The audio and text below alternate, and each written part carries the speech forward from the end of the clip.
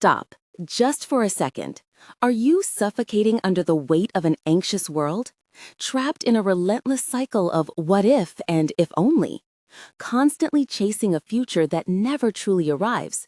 Endlessly regretting a past you can't change? This isn't just a book, it's an explosion of radical truth that will set you free. Alan Watts, the legendary philosopher and perfect guide according to Deepak Chopra, is about to reveal a secret so profound, so utterly counterintuitive, it will redefine everything you thought you knew about peace, security, and happiness. Forget everything you've been told. What if the very thing you're running from, insecurity itself, is the ultimate source of liberation? This is The Wisdom of Insecurity, a timeless classic guide that is now more desperately relevant than ever. He's not just offering comfort, he's handing you the master key to unlock a life lived in vibrant, unapologetic presence. To stop the endless chase, to reclaim your mind, to finally truly live in the only moment that exists. You are about to discover why chasing stability is the most unstable path of all, why embracing impermanence is the only way to find enduring joy. Don't let another moment of your life be stolen by worry. This isn't just an option, it's an imperative. Click play now and prepare for a seismic shift in your reality. The truth is waiting. Introduction by Deepak Chopra. Every book is a journey, but this one aims to travel everywhere and nowhere. It begins in a state of anxiety, which few people want to dwell on. It punches holes in shared belief and treats sacred things with irreverence and cocky quips. As if to ensure its failure, Alan Watts also proposes a paradox, that being insecure is a malady of the psyche and, at the same time, an open door to an invisible reality, the only place where the cures for fear and anxiety will ever be found. Yet with all these elements going against it, The Wisdom of Insecurity, which was published in 1951, has found many spellbound readers, and I'm proud to call myself one. In my mid-30s, about the same age as the author was when the book was published, I found in Watts the perfect guide for a course correction in life, away from materialism and its empty promises. The new course headed into the most elusive territory one can imagine, the present moment. Here and now, Watts declared, lies the experience of the universe in its totality. If happiness always depends on something expected in the future, we are chasing a will-o'-the-wisp that ever eludes our grasp, until the future, and ourselves, vanish into the abyss of death. A typical Alan Watts pronouncement, sweepingly ambitious, offering help at the price of subverting everything the reader holds dear. For in post-war America, life was all about progress and the lure of tomorrow. Where were we headed? First to the moon, and one day, the stars. How much could we achieve? Everything. What would success bring us? Riches and contentment. This was the gadfly who pricked us out of our sleep. Progress was a sham, he said, and dreaming about tomorrow was pure escapism from the pain we fear today. What is popularly called the power of now was being addressed 50 years before its time. Looking back, one realizes that Watts was a spiritual polymath, the first and possibly greatest of that type. He read omnivorously in philosophy, religion, psychology, and science, a sponge with 100 arms, so to speak. He produced this little book at a turning point in his personal life. It was 1951, and he had just lost his vocation as an Episcopal priest, along with his young wife in a divorce. He had been following a long-time fascination with Zen Buddhism, leading him to spend his seminary years trying to fuse Eastern and Western mysticism. In the classic arc of coming-of-age tales, he was finally about to find himself. But he would do it in the strangest way, by declaring that there was no self to find. Lasting happiness, the underlying quest in almost all of Watts's copious writing, can only be achieved by giving up the ego self, which is a pure illusion anyway. The ego self constantly pushes reality away. It constructs a future out of empty expectations and a past out of regretful memories. As Watts formulates it in his brisk, deceptively simple style, quote, "Tomorrow and plans for tomorrow can have no significance at all unless you are in full contact with the reality of the present, since it is in the present and only in the present that you live." Like a good preacher, he sounds emphatic and connected to a higher truth. But the message was too pushy and barbed for a comfortable Episcopal pulpit. Imagine any believing Christian who cherishes the reward of heaven and the second coming of Christ hearing these words. There is no other reality than present reality, so that even if one were to live for endless ages, to live for the future would be to miss the point everlastingly. With swift jabs, Watts demolishes the afterlife and dashes any hope that there is a better world to come. Watts was alone in the wilderness back then. For an eccentric to dabble in Eastern thought was acceptable in his native England. Because it possessed India and strong footholds in China, England produced some minds who were willing to delve deeper into Vedanta and Buddhism than the usual blinkered colonialist. But America was different. No one needed to hear from an upstart who fancied himself the Pied Piper of all things spiritual. Watts's own self-description was philosophical entertainer, although he was much more than that. But as I revisit the arguments offered so boldly in The Wisdom of Insecurity, I can feel the shock of truth that it produced in me. His opening chapter, The Age of Anxiety, takes its title from a popular poem by W.H. Auden, and the first paragraph announces the first of Buddha's 4 noble truths, that life is full of suffering. Watts is canny enough not to mention the Buddha by name. Instead, he looks directly into the heart of a reader living under the shadow of the bomb, and poses an eternal question in terms that the existential 50s recognized. Can it really be that human life is no more than a brief flicker of time, full of chaos and pain between the darkness that precedes birth and the darkness that follows death? We live in a time of unusual insecurity, Watts notes, after a century when traditional values, especially religious belief, broke down on all fronts. There have been 2 opposing reactions to the decay of belief: relief in tossing off the old shackles, and worry that reason and sanity will give way to chaos. But Watts wants to carve a third way, pointing out that belief has disappeared through careful doubt and examination. This is the first sign that he welcomes the insecurity others fear, and this quickly becomes the main theme.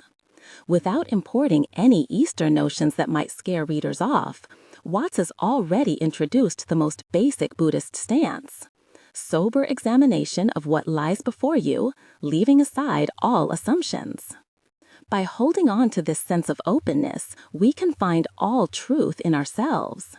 That promise, as held out here, echoes what saints and sages have taught in every wisdom tradition.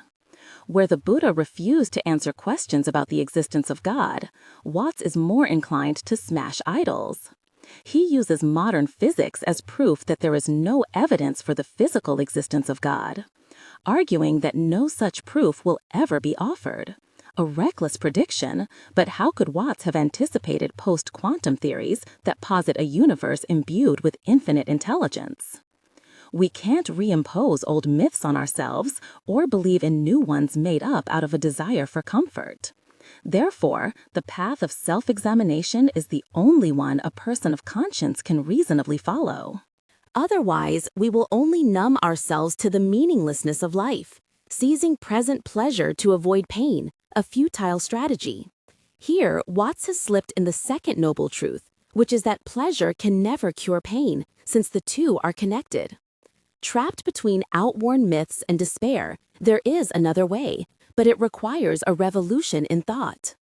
Ironically, this third way will resurrect the very things one must deny in order to walk the path. The reality which corresponds to God and eternal life is honest, above board, plain, and open for all to see. But the seeing requires a correction of mind, just as clear vision sometimes requires a correction of the eyes. It takes Watts 20 pages to reach this point, the real start of the journey. But by being simple, direct, and patient, he creates a special atmosphere.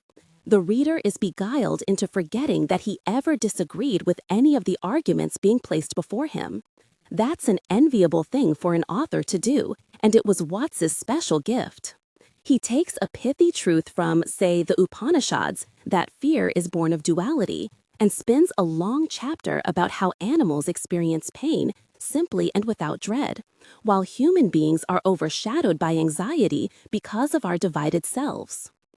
I don't want to give the impression that the wisdom of insecurity is Buddhism for dummies. Far from it. Watts keeps in mind that he is building toward very difficult concepts, centered above all on the concept that there is no individual ego self. As a mirror of our own inner division, we have fragmented the world into inner and outer experience. We embrace our separateness without realizing that there is only one reality. The universe is a single process occurring in consciousness, the great stream, and only by merging into that process can we discover who we really are. No external experience will support us because the flux of events is inescapable. Time itself is a creation of the restless mind. Space has been created by the same mind to give itself room to wander when in fact there is no space, beyond a mental construct that, like all constructs, eventually turns into a prison. These are difficult ideas to grasp, even more difficult to abide by. The strategy Watts follows is not specifically Buddhist, but goes back to the most ancient insights of the Vedic seers of India. Eliminate what is unreal, and all that remains will be real. It's a simple but ruthless approach, since there are so many things we accept as real which are in fact merely symbolic. Thoughts, ideas, and words are coins for real things. They are not those things. Why then write books at all? Because words can point in the right direction. They can highlight overlooked flashes of insight. They can ignite the flame of discontent. In his beguiling way, Watts aims to do all of that. But he knows that a map isn't the same as the territory it represents. Behind his authoritative voice, the author of these pages is as questing as anyone and as vulnerable in his quest. He hasn't escaped the prison of the divided self. He understands that what will free him isn't any kind of normal experience, but something outside time, which we call, for want of a better term, waking up. The paradox about waking up, I mean the ordinary kind of waking up that occurred to you and me this morning, is that you can't make it happen, yet it's inevitable. The same holds true spiritually. You can't wish, pray, beg, force, or meditate yourself awake.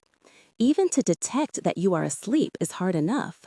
Somehow, a tiny speck of awareness hints at another reality. With great fascination, Alan Watts plays upon that small speck of doubt here and in all his other books. As he sees it, the mind is in a whirl to escape itself and find itself at the same time. So every spiritual journey ends by closing the circle. The frightened mind that runs away from everyday terrors meets the seeking mind that wants a better world. When they join, illusion has been exhausted. It has no more tricks to play. At that moment, heaven doesn't dawn, nor is there a benevolent God to embrace. There is something even better, wholeness. Self-division is healed. Once the mind has seen through all fear and all hope, it finds peace within itself, in a state of awareness beyond thought. This is the end point that the wisdom of insecurity, like all books of truth, cannot deliver neatly wrapped and tied. But such a book can symbolically draw the circle for us, which this one does splendidly. Anyone whose life needs a course correction would be fortunate to be guided by it. My life still is, some 30 years later. Preface. I have always been fascinated by the law of reversed effort. Sometimes I call it the backwards law. When you try to stay on the surface of the water, you sink. But when you try to sink, you float.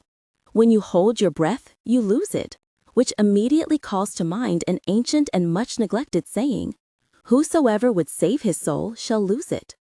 This book is an exploration of this law in relation to man's quest for psychological security and to his efforts to find spiritual and intellectual certainty in religion and philosophy. It is written in the conviction that no theme could be more appropriate in a time when human life seems to be so peculiarly insecure and uncertain. It maintains that this insecurity is the result of trying to be secure, and that, contrariwise, salvation and sanity consists in the most radical recognition that we have no way of saving ourselves. This begins to sound like something from Alice Through the Looking Glass, of which this book is a sort of philosophical equivalent. For the reader will frequently find himself in a topsy-turvy world in which the normal order of things seems to be completely reversed, and common sense turned inside out and upside down. Those who have read some of my former books, such as Behold the Spirit and The Supreme Identity, will find things that seem to be total contradictions of much that I have said before. This, however, is true only in some minor respects. For I have discovered that the essence and crux of what I was trying to say in those books was seldom understood. The framework and the context of my thought often hid the meaning. My intention here is to approach the same meaning from entirely different premises, and in terms which do not confuse thought with the multitude of irrelevant associations which time and tradition have hung upon them. In those books, I was concerned to vindicate certain principles of religion, philosophy, and metaphysic by reinterpreting them.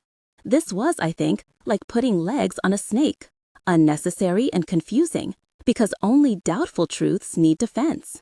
This book, however, is in the spirit of the Chinese sage Lao Tzu, that master of the law of reversed effort, who declared that those who justify themselves do not convince, that to know truth one must get rid of knowledge, and that nothing is more powerful and creative than emptiness, from which men shrink.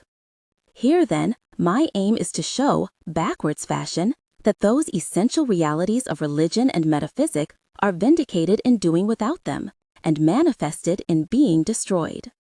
It is my happy duty to acknowledge that the preparation of this book has been made possible by the generosity of the foundation established by the late Franklin J. Machetta of New York, a man who devoted much of his life to the problems of science and metaphysic, being one of those somewhat rare businessmen who are not wholly absorbed in the vicious circle of making money to make money to make money. The Machette Foundation is therefore dedicated to the pursuit of metaphysical studies, and, needless to say, it is to me a sign of insight and imagination on their part that they have been willing to interest themselves in so contrary an approach to metaphysical knowledge. Alan W. Watts, San Francisco, May 1951. The Age of Anxiety. By all outward appearances, our life is a spark of light between one eternal darkness and another. Nor is the interval between these two nights an unclouded day, for the more we are able to feel pleasure, the more we are vulnerable to pain, and, whether in background or foreground, the pain is always with us. We have been accustomed to make this existence worthwhile by the belief that there is more than the outward appearance, that we live for a future beyond this life here. For the outward appearance does not seem to make sense. If living is to end in pain, incompleteness, and nothingness, it seems a cruel and futile experience for beings who are born to reason, hope, create, and love.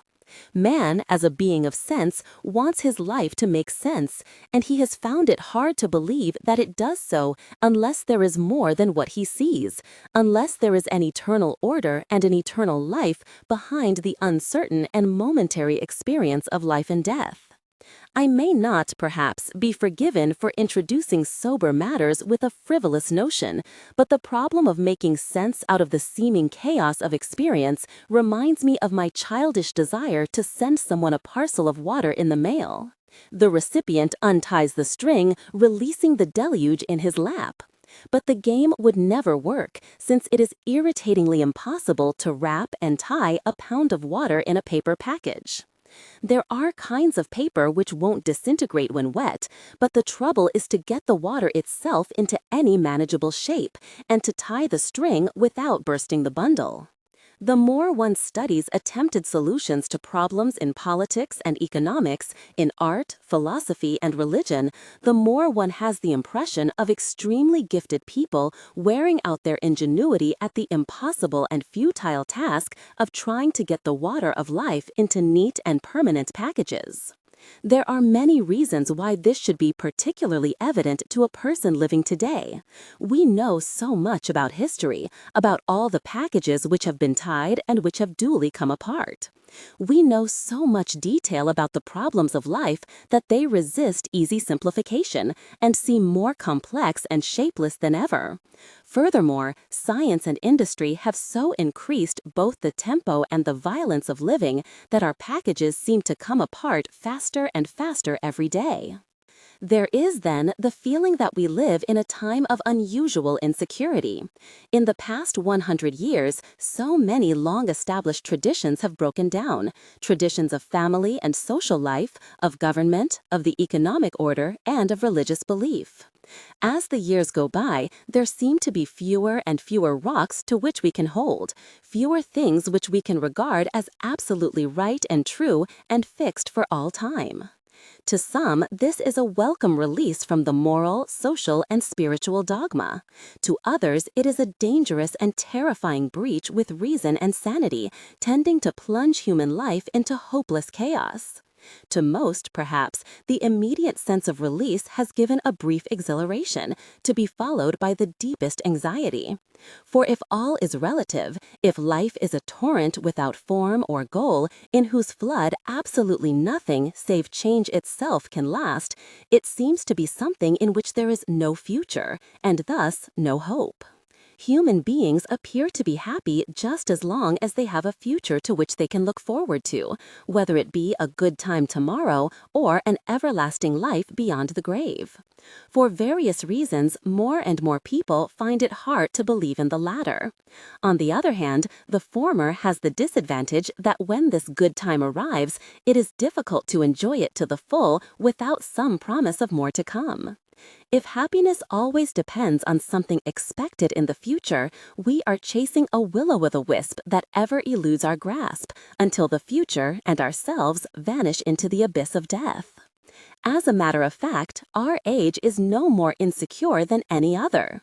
Poverty, disease, war, change, and death are nothing new. In the best of times, security has never been more than temporary and apparent. But it has been possible to make the insecurity of human life supportable by belief in unchanging things beyond the reach of calamity, in God, in man's immortal soul, and in the government of the universe by eternal laws of right. Today, such convictions are rare, even in religious circles. There is no level of society, there must even be few individuals touched by modern education where there is not some trace of the leaven of doubt. It is simply self-evident that during the past century, the authority of science has taken the place of the authority of religion in the popular imagination, and that skepticism, at least in spiritual things, has become more general than belief. The decay of belief has come about through the honest doubt, the careful and fearless thinking of highly intelligent men of science and philosophy. Moved by a zeal and reverence for facts, they have tried to see, understand, and face life as it is without wishful thinking. Yet for all that they have done to improve the conditions of life, their picture of the universe seems to leave the individual without ultimate hope. The price of their miracles in this world has been the disappearance of the world to come, and one is inclined to ask the old question, what shall it profit a man if he gain the whole world and lose his soul? Logic, intelligence, and reason are satisfied, but the heart goes hungry. For the heart has learned to feel that we live for the future. Science may, slowly and uncertainly, give us a better future, for a few years. And then, for each of us, it will end. It will all end. However long postponed, everything composed must decompose. Despite some opinions to the contrary, this is still the general view of science. In literary and religious circles, it is now often supposed that the conflict between science and belief is a thing of the past. There are even some rather wishful scientists who feel that when modern physics abandoned a crude atomistic materialism, the chief reasons for this conflict were removed. But this is not at all the case. In most of our great centers of learning, those who make it their business to study the full implications of science and its methods are as far as ever from what they understand as a religious point of view. Nuclear physics and relativity have, it is true, done away with the old materialism, but they now give us a view of the universe in which there is even less room for ideas of any absolute purpose or design.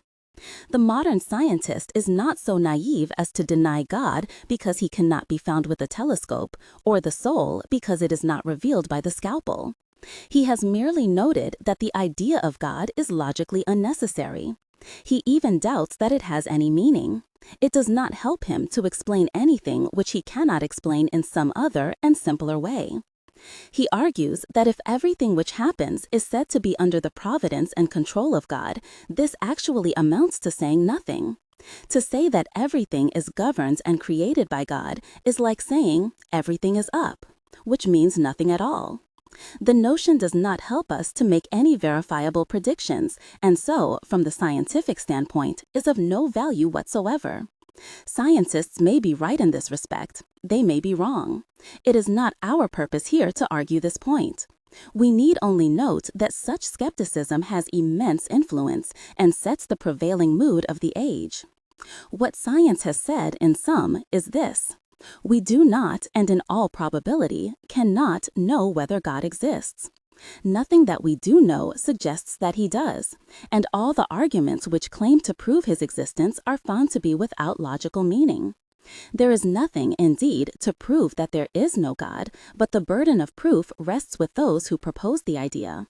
If, the scientists would say, you believe in God, you must do so on purely emotional grounds, without basis in logic or fact. Practically speaking, this may amount to atheism. Theoretically, it is simple agnosticism, for it is of the essence of scientific honesty that you do not pretend to know what you do not know, and of the essence of scientific method that you do not employ hypotheses which cannot be tested. The immediate results of this honesty have been deeply unsettling and depressing, for man seems to be unable to live without myth, without the belief that the routine and drudgery, the pain and fear of this life have some meaning and goal in the future. At once, new myths come into being, political and economic myths with extravagant promises of the best of futures in the present world. These myths give the individual a certain sense of meaning by making him part of a vast social effort in which he loses something of his own emptiness and loneliness. Yet the very violence of these political religions betrays the anxiety beneath them, for they are but men huddling together and shouting to give themselves courage in the dark. Once there is the suspicion that a religion is a myth, its power has gone. It may be necessary for man to have a myth, but he cannot self-consciously prescribe one as he can mix a pill for a headache. A myth can only work when it is thought to be truth, and man cannot, for long, knowingly and intentionally, kid himself. Even the best modern apologists for religion seem to overlook this fact, for their most forceful arguments for some sort of return to orthodoxy are those which show the social and moral advantages of belief in God. But this does not prove that God is a reality. It proves, at most, that believing in God is useful. If God did not exist, it would be necessary to invent him, perhaps, but if the public has any suspicion that he does not exist, the invention is in vain. It is for this reason that most of the current return to orthodoxy in some intellectual circles has a rather hollow ring. So much of it is more a belief in believing than a belief in God. The contrast between the insecure, neurotic, educated modern and the quiet dignity and inner peace of the old-fashioned believer makes the latter a man to be envied. But it is a serious misapplication of psychology to make the presence or absence of neurosis the touchstone of truth, and to argue that if a man's philosophy makes him neurotic, it must be wrong. Most atheists and agnostics are neurotic, whereas most simple Catholics are happy and at peace with themselves. Therefore, the views of the former are false and of the latter true. Even if the observation is correct, the reasoning based on it is absurd. It is as if to say, you say there is a fire in the basement. You are upset about it. Because you are upset, there is obviously no fire. The agnostic, the skeptic, is neurotic, but this does not imply a false philosophy. It implies the discovery of facts to which he does not know how to adapt himself. The intellectual who tries to escape from neurosis by escaping from the facts is merely acting on the principle that where ignorance is bliss, 'tis folly to be wise. When belief in the eternal becomes impossible, and there is only the poor substitute of belief in believing, men seek their happiness in the joys of time. However much they may try to bury it in the depths of their minds, they are well aware that these joys are both uncertain and brief. This has two results. On the one hand, there is the anxiety that one may be missing something, so that the mind flits nervously and greedily from one pleasure to another, without finding rest and satisfaction in any. On the other, the frustration of having always to pursue a future good in a tomorrow which never comes, and in a world where everything must disintegrate, gives men an attitude of, what's the use anyhow?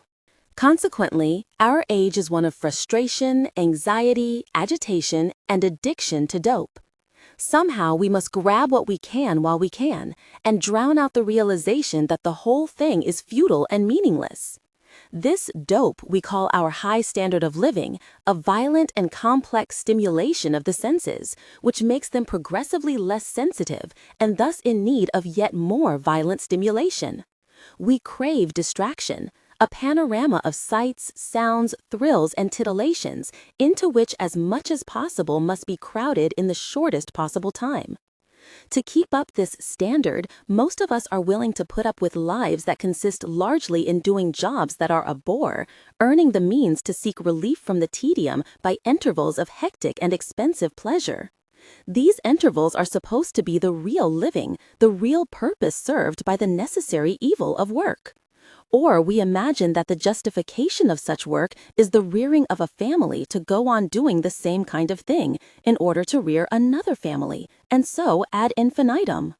This is no caricature.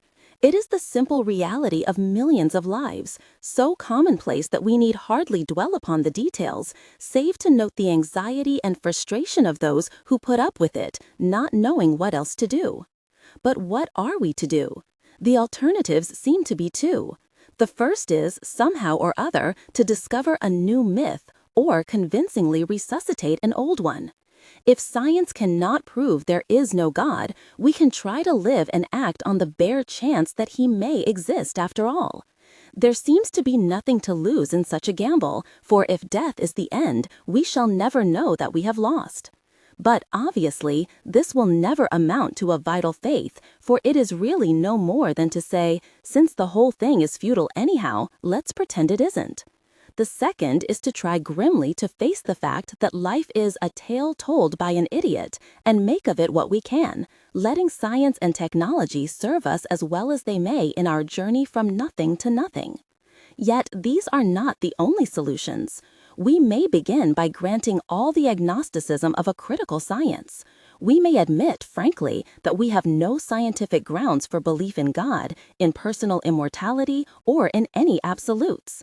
We may refrain altogether from trying to believe, taking life just as it is. From this point of departure, there is yet another way of life that requires neither myth nor despair. But it requires a complete revolution in our ordinary, habitual ways of thinking and feeling. The extraordinary thing about this revolution is that it reveals the truth behind the so-called myths of traditional religion and metaphysic. It reveals not beliefs, but actual realities corresponding, in an unexpected way, to the ideas of God and of eternal life. There are reasons for supposing that a revolution of this kind was the original source of some of the main religious ideas, standing in relation to them as reality to symbol and cause to effect. The common error of ordinary religious practice is to mistake the symbol for the reality, to look at the finger pointing the way, and then to suck it for comfort, rather than follow it. Religious ideas are like words, of little use and often misleading unless you know the concrete realities to which they refer. The word water is a useful means of communication amongst those who know water. The same is true of the word and the idea called God. I do not at this point wish to seem mysterious or to be making claims to secret knowledge. The reality which corresponds to God and eternal life is honest, above board, plain, and open for all to see. But the seeing requires a correction of mind, just as clear vision sometimes requires a correction of the eyes. The discovery of this reality is hindered rather than helped by belief, whether one believes in God or believes in atheism. We must here make a clear distinction between belief and faith because, in general practice, belief has come to mean a state of mind which is almost the opposite of faith. Belief, as I use the word here, is the insistence that the truth is what one would leaf or wish it to be. The believer will open his mind to the truth on condition that it fits in with his preconceived ideas and wishes. Faith, on the other hand, is an unreserved opening of the mind to the truth, whatever it may turn out to be. Faith has no preconceptions. It is a plunge into the unknown. Belief clings, but faith lets go. In this sense of the word, faith is the essential virtue of science, and likewise of any religion that is not self-deception. Most of us believe in order to feel secure, in order to make our individual lives seem valuable and meaningful. Belief has thus become an attempt to hang on to life, to grasp and keep it for one's own. But you cannot understand life and its mysteries as long as you try to grasp it. Indeed, you cannot grasp it, just as you cannot walk off with a river in a bucket. If you try to capture running water in a bucket, it is clear that you do not understand it and that you will always be disappointed, for in the bucket the water does not run. To have running water, you must let go of it and let it run. The same is true of life and of God. The present phase of human thought and history is especially ripe for this letting go. Our minds have been prepared for it by this very collapse of the beliefs in which we have sought security. From a point of view strictly, if strangely, in accord with certain religious traditions, this disappearance of the old rocks and absolutes is no calamity, but rather a blessing. It almost compels us to face reality with open minds, and you can only know God through an open mind, just as you can only see the sky through a clear window. You will not see the sky if you have covered the glass with blue paint. But religious people who resist the scraping of the paint from the glass, who regard the scientific attitude with fear and mistrust, and confuse faith with clinging to certain ideas, are curiously ignorant of laws of the spiritual life which they might find in their own traditional records. A careful study of comparative religion and spiritual philosophy reveals that abandonment of belief, of any clinging to a future life for one's own, and of any attempt to escape from finitude and mortality is a regular and normal stage in the way of the spirit. Indeed, this is actually such a first principle of the spiritual life that it should have been obvious from the beginning, and it seems, after all, surprising that learned theologians should adopt anything but a cooperative attitude towards the critical philosophy of science. Surely it is old news that salvation comes only through the death of the human form of God. But it was not perhaps so easy to see that God's human form is not simply the historic Christ, but also the images, ideas, and beliefs in the absolute to which man clings in his mind. Here is the full sense of the commandment: "Thou shalt not make to thyself any graven image, nor the likeness of anything that is in heaven above. Thou shalt not bow down to them, nor worship them." To discover the ultimate reality of life, the absolute, the eternal, God, you must cease to try to grasp it in the forms of idols. These idols are not just crude images, such as the mental picture of God as an old gentleman on a golden throne. They are our beliefs, our cherished preconceptions of the truth, which block the unreserved opening of mind and heart to reality. The legitimate use of images is to express the truth, not to possess it. This was always recognized in the great Oriental traditions such as Buddhism, Vedanta, and Taoism. The principle has not been unknown to Christians, for it was implicit in the whole story and teaching of Christ. His life was from the beginning a complete acceptance and embracing of insecurity. The foxes have holes, and the birds of the air have nests, but the Son of Man hath not where to lay his head. The principle is yet more to the point if Christ is regarded as divine in the most orthodox sense, as the unique and special incarnation of God.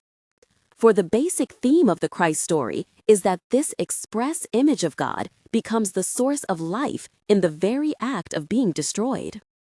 To the disciples who tried to cling to his divinity in the form of his human individuality, he explained, "Unless a grain of corn fall into the ground and die, it remains alone. But if it dies, it brings forth much fruit."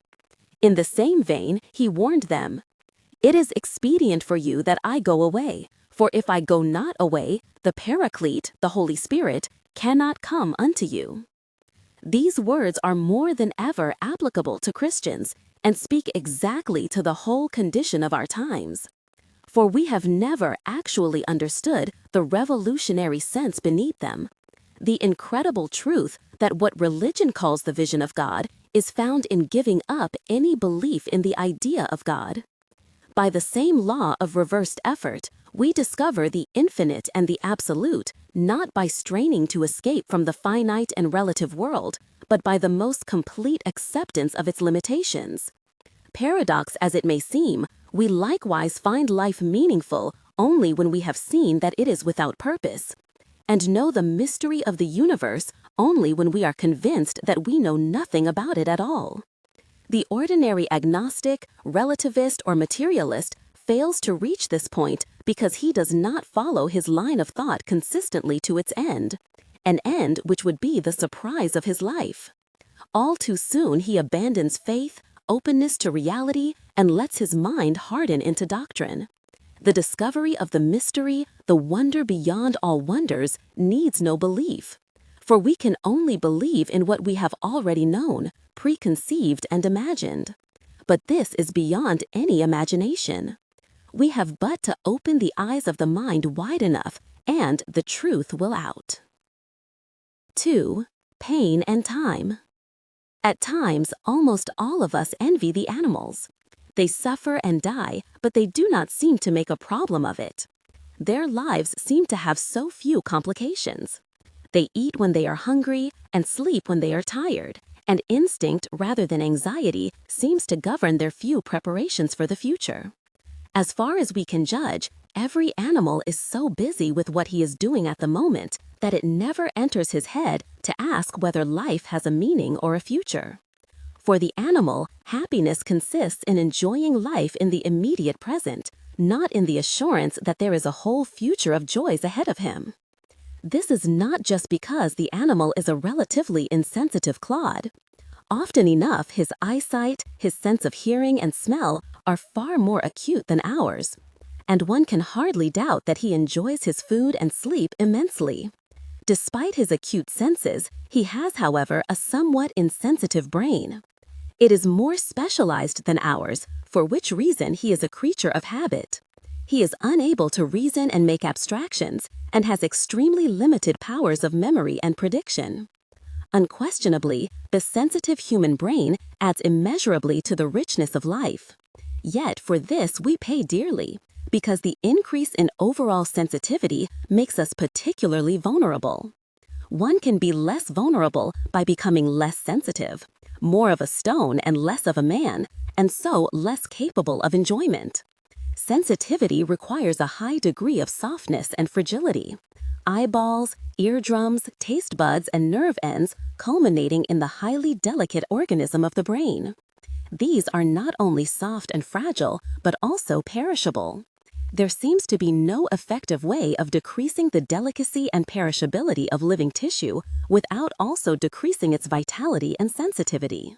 If we are to have intense pleasures, we must also be liable to intense pains. The pleasure we love and the pain we hate, but it seems impossible to have the former without the latter. Indeed, It looks as if the two must in some way alternate. For continuous pleasure is a stimulus that must either pall or be increased. And the increase will either harden the sense buds with its friction or turn into pain. A consistent diet of rich food either destroys the appetite or makes one sick. To the degree, then, that life is found good, death must be proportionately evil. The more we are able to love another person and to enjoy his company, the greater must be our grief at his death or in separation. The further the power of consciousness ventures out into experience, the more is the price it must pay for its knowledge. It is understandable that we should sometimes ask whether life has not gone too far in this direction, whether the game is worth the candle, and whether it might not be better to turn the course of evolution in the only other possible direction, backwards, to the relative peace of the animal, the vegetable, and the mineral. Something of this kind is often attempted. There is the woman who, having suffered some deep emotional injury in love or marriage, vows never to let another man play on her feelings, assuming the role of the hard and bitter spinster. Almost more common is the sensitive boy who learns in school to encrust himself for life in the shell of the tough guy attitude. As an adult, he plays, in self-defense, the role of the Philistine, to whom all intellectual and emotional culture is womanish and sissy. Carried to its final extreme, the logical end of this type of reaction to life is suicide. The hard-bitten kind of person is always, as it were, a partial suicide. Some of himself is already dead. If, then, we are to be fully human and fully alive and aware, it seems that we must be willing to suffer for our pleasures. Without such willingness, there can be no growth in the intensity of consciousness. Yet, generally speaking, we are not willing, and it may be thought strange to suppose that we can be. For nature in us so rebels against pain that the very notion of willingness to put up with it beyond a certain point may appear impossible and meaningless. Under these circumstances, the life that we live is a contradiction and a conflict. Because consciousness must involve both pleasure and pain, to strive for pleasure to the exclusion of pain is, in effect, to strive for the loss of consciousness.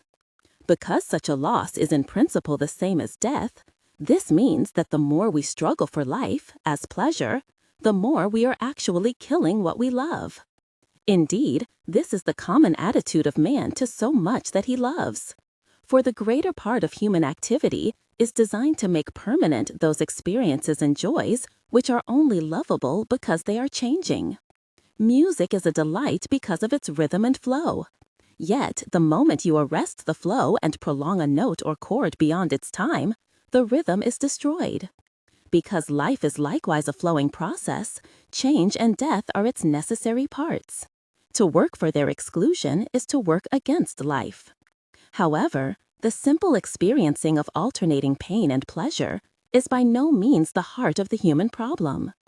The reason that we want life to mean something, that we seek God or eternal life, is not merely that we are trying to get away from an immediate experience of pain.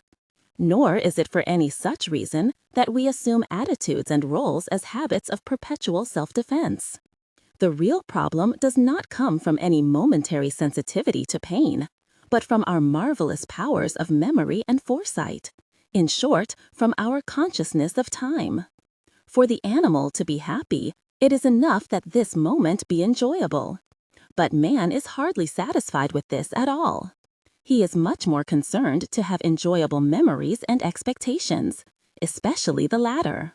With these assured, he can put up with an extremely miserable present.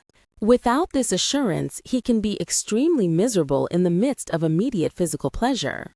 Here is a person who knows that in 2 weeks' time he has to undergo a surgical operation. In the meantime, he is feeling no physical pain. He has plenty to eat. He is surrounded by friends and human affection. He is doing work that is normally of great interest to him. But his power to enjoy these things is taken away by constant dread. He is insensitive to the immediate realities around him. His mind is preoccupied with something that is not yet here. It is not as if he were thinking about it in a practical way, trying to decide whether he should have the operation or not, or making plans to take care of his family and his affairs if he should die. These decisions have already been made. Rather, he is thinking about the operation in an entirely futile way, which both ruins his present enjoyment of life and contributes nothing to the solution of any problem, but he cannot help himself. This is the typical human problem. The object of dread may not be an operation in the immediate future. It may be the problem of next month's rent, of a threatened war or social disaster, of being able to save enough for old age, or of death at the last. This spoiler of the present may not even be a future dread. It may be something out of the past, some memory of an injury, some crime or indiscretion, which haunts the present with a sense of resentment or guilt. The power of memories and expectations is such that for most human beings, the past and the future are not as real, but more real than the present. The present cannot be lived happily unless the past has been cleared up and the future is bright with promise. There can be no doubt that the power to remember and predict, to make an ordered sequence out of a helter-skelter chaos of disconnected moments, is a wonderful development of sensitivity. In a way, it is the achievement of the human brain, giving man the most extraordinary powers of survival and adaptation to life. But the way in which we generally use this power is apt to destroy all its advantages. For it is of little use to us to be able to remember and predict if it makes us unable to live fully in the present. What is the use of planning to be able to eat next week unless I can really enjoy the meals when they come? If I am so busy planning how to eat next week that I cannot fully enjoy what I am eating now, I will be in the same predicament when next week's meals become now. If my happiness at this moment consists largely in reviewing happy memories and expectations, I am but dimly aware of this present. I shall still be dimly aware of the present when the good things that I have been expecting come to pass, for I shall have formed a habit of looking behind and ahead, making it difficult for me to attend to the here and now. If then my awareness of the past and future makes me less aware of the present, I must begin to wonder whether I am actually living in the real world. After all, the future is quite meaningless and unimportant unless, sooner or later, it is going to become the present. Thus, to plan for a future which is not going to become present is hardly more absurd than to plan for a future which, when it comes to me, will find me absent, looking fixedly over its shoulder instead of into its face. This kind of living in the fantasy of expectation rather than the reality of the present is the special trouble of those businessmen who live entirely to make money. So many people of wealth understand much more about making and saving money than about using and enjoying it. They fail to live because they are always preparing to live. Instead of earning a living, they are mostly earning and earning, and thus when the time comes to relax, they are unable to do so. Many a successful man is bored and miserable when he retires and returns to his work only to prevent a younger man from taking his place. From still another point of view, the way in which we use memory and prediction makes us less rather than more adaptable to life. If to enjoy even an enjoyable present, we must have the assurance of a happy future, we are crying for the moon. We have no such assurance. The best predictions are still matters of probability rather than certainty, and to the best of our knowledge, every one of us is going to suffer and die. If, then, we cannot live happily without an assured future, we are certainly not adapted to living in a finite world where, despite the best plans, accidents will happen, and where death comes at the end. This, then, is the human problem. There is a price to be paid for every increase in consciousness. We cannot be more sensitive to pleasure without being more sensitive to pain. By remembering the past, we can plan for the future. But the ability to plan for pleasure is offset by the ability to dread pain and to fear the unknown. Furthermore, the growth of an acute sense of the past and the future gives us a correspondingly dim sense of the present.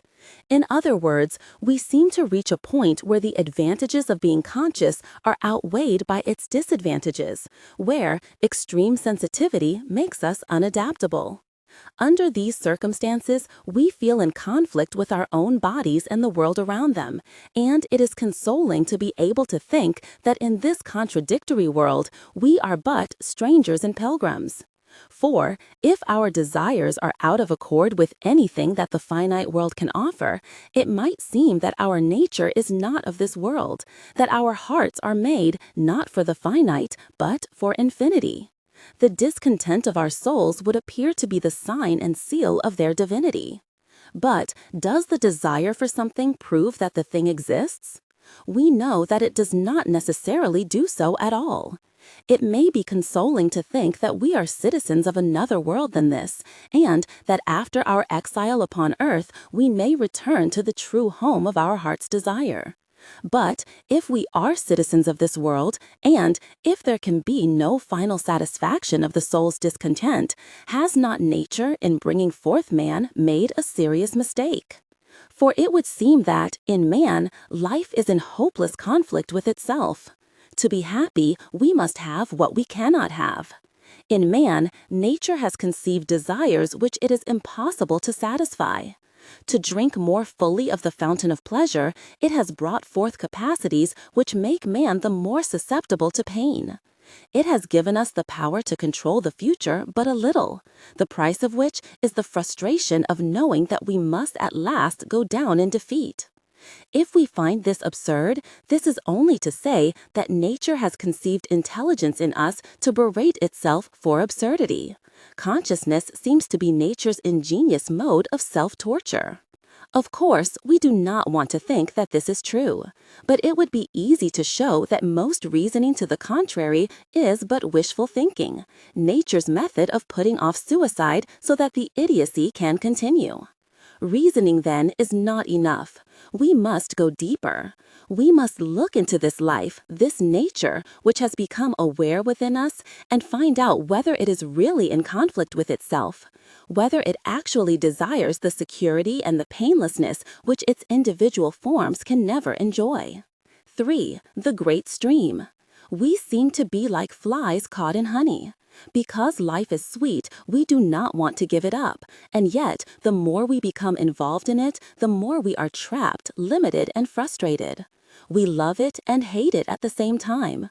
We fall in love with people and possessions only to be tortured by anxiety for them. The conflict is not only between ourselves and the surrounding universe, it is between ourselves and ourselves. For intractable nature is both around and within us. The exasperating life, which is at once lovable and perishable, pleasant and painful, a blessing and a curse, is also the life of our own bodies. It is as if we were divided into two parts. On the one hand, there is the conscious I, at once intrigued and baffled, the creature who is caught in the trap. On the other hand, there is me, and me is a part of nature, the wayward flesh with all its concurrently beautiful and frustrating limitations. I fancies itself as a reasonable fellow, and is forever criticizing me for its perversity, for having passions which get I into trouble, for being so easily subject to painful and irritating diseases, for having organs that wear out, and for having appetites which can never be satisfied, so designed that if you try to allay them finally and fully in one big bust, you get sick. Perhaps the most exasperating thing about me, about nature and the universe, is that it will never stay put. It is like a beautiful woman who will never be caught, and whose very flightiness is her charm. For the perishability and changefulness of the world is part and parcel of its liveliness and loveliness. This is why the poets are so often at their best when speaking of change, of the transitoriness of human life. The beauty of such poetry lies in something more than a note of nostalgia, which brings a catch in the throat.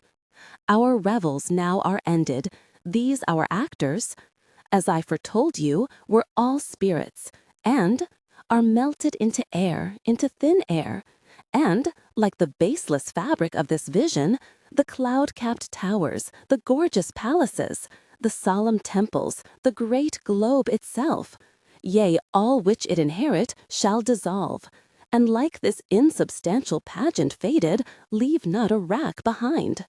There is more in this beauty than the succession of melodious images, and the theme of dissolution does not simply borrow its splendor from the things dissolved. The truth is rather that the images, though beautiful in themselves, come to life in the act of vanishing. The poet takes away their static solidity and turns a beauty which would otherwise be only statuesque and architectural into music, which, no sooner than it is sounded, dies away. The towers, palaces, and temples become vibrant and break from the excess of life within them. To be passing is to live. To remain and continue is to die. Unless a grain of corn fall into the ground and die, it remains alone. But if it dies, it brings forth much fruit. For the poets have seen the truth that life, change, movement, and insecurity are so many names for the same thing. Here, if anywhere, truth is beauty, for movement and rhythm are of the essence of all things lovable. In sculpture, architecture, and painting, the finished form stands still.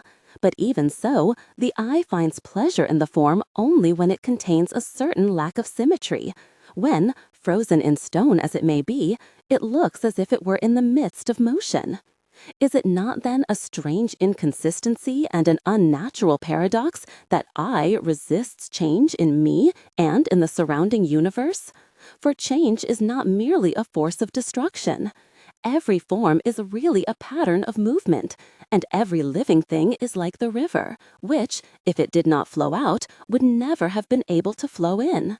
Life and death are not two opposed forces. They are simply two ways of looking at the same force, for the movement of change is as much the builder as the destroyer. The human body lives because of it is a complex of motions, of circulation, respiration, and digestion. To resist change, to try to cling to life, is therefore like holding your breath. If you persist, you kill yourself. In thinking of ourselves as divided into I and me, we easily forget that consciousness also lives because it is moving. It is as much a part and product of the stream of change as the body and the whole natural world. If you look at it carefully, you will see that consciousness, the thing you call I, is really a stream of experiences, of sensations, thoughts, and feelings in constant motion. But because these experiences include memories, we have the impression that I is something solid and still, like a tablet upon which life is writing a record. Yet the tablet moves with the writing finger, as the river flows along with the ripples, so that memory is like a record written on water, a record not of graven characters, but of waves stirred into motion by other waves, which are called sensations and facts. The difference between I and me is largely an illusion of memory. In truth, I is of the same nature as me. It is part of our whole being, just as the head is part of the body. But if this is not realized, I and me, the head and the body, will feel at odds with each other. I, not understanding that it too is part of the stream of change, will try to make sense of the world and experience by attempting to fix it. We shall then have a war between consciousness and nature, between the desire for permanence and the fact of flux. This war must be utterly futile and frustrating, a vicious circle, because it is a conflict between two parts of the same thing. It must lead thought and action into circles which go nowhere, faster and faster. For when we fail to see that our life is change, we set ourselves against ourselves and become like Ouroboros, the misguided snake who tries to eat his own tail. Ouroboros is the perennial symbol of all vicious circles, of every attempt to split our being asunder and make one part conquer the other. Struggle as we may, fixing will never make sense out of change. The only way to make sense out of change is to plunge into it, move with it, and join the dance. Religion, as most of us have known it, has quite obviously tried to make sense out of life by fixation. It has tried to give this passing world a meaning by relating it to an unchanging God, and by seeing its goal and purpose as an immortal life in which the individual becomes one with the changeless nature of the deity. Rest eternal grant unto them, O Lord, and let light perpetual shine upon them. Likewise, it attempts to make sense out of the swirling movements of history by relating them to the fixed laws of God, whose word endures forever. We have thus made a problem for ourselves by confusing the intelligible with the fixed. We think that making sense out of life is impossible unless the flow of events can somehow be fitted into a framework of rigid forms. To be meaningful, life must be understandable in terms of fixed ideas and laws, and these in turn must correspond to unchanging and eternal realities behind the shifting scene. But if this is what making sense out of life means, we have set ourselves the impossible task of making fixity out of flux. Before we can find out whether there is some better way of understanding our universe, we must see clearly how this confusion of sense with fixity has come about. The root of the difficulty is that we have developed the power of thinking so rapidly and one-sidedly that we have forgotten the proper relation between thoughts and events, words and things. Conscious thinking has gone ahead and created its own world, and when this is found to conflict with the real world, we have the sense of a profound discord between I, the conscious thinker, and nature. This one-sided development of man is not peculiar to intellectuals and brainy people, who are only extreme examples of a tendency which has affected our entire civilization. What we have forgotten is that thoughts and words are conventions, and that it is fatal to take conventions too seriously. A convention is a social convenience, as for example, money. Money gets rid of the inconveniences of barter. But it is absurd to take money too seriously, to confuse it with real wealth, because it will do you no good to eat it or wear it for clothing. Money is more or less static, for gold, silver, strong paper, or a bank balance can stay put for a long time. But real wealth, such as food, is perishable. Thus, a community may possess all the gold in the world, but if it does not farm its crops, it will starve. In somewhat the same way, thoughts, ideas, and words are coins for real things. They are not those things, and though they represent them, there are many ways in which they do not correspond at all. As with money and wealth, so with thoughts and things. Ideas and words are more or less fixed, whereas real things change.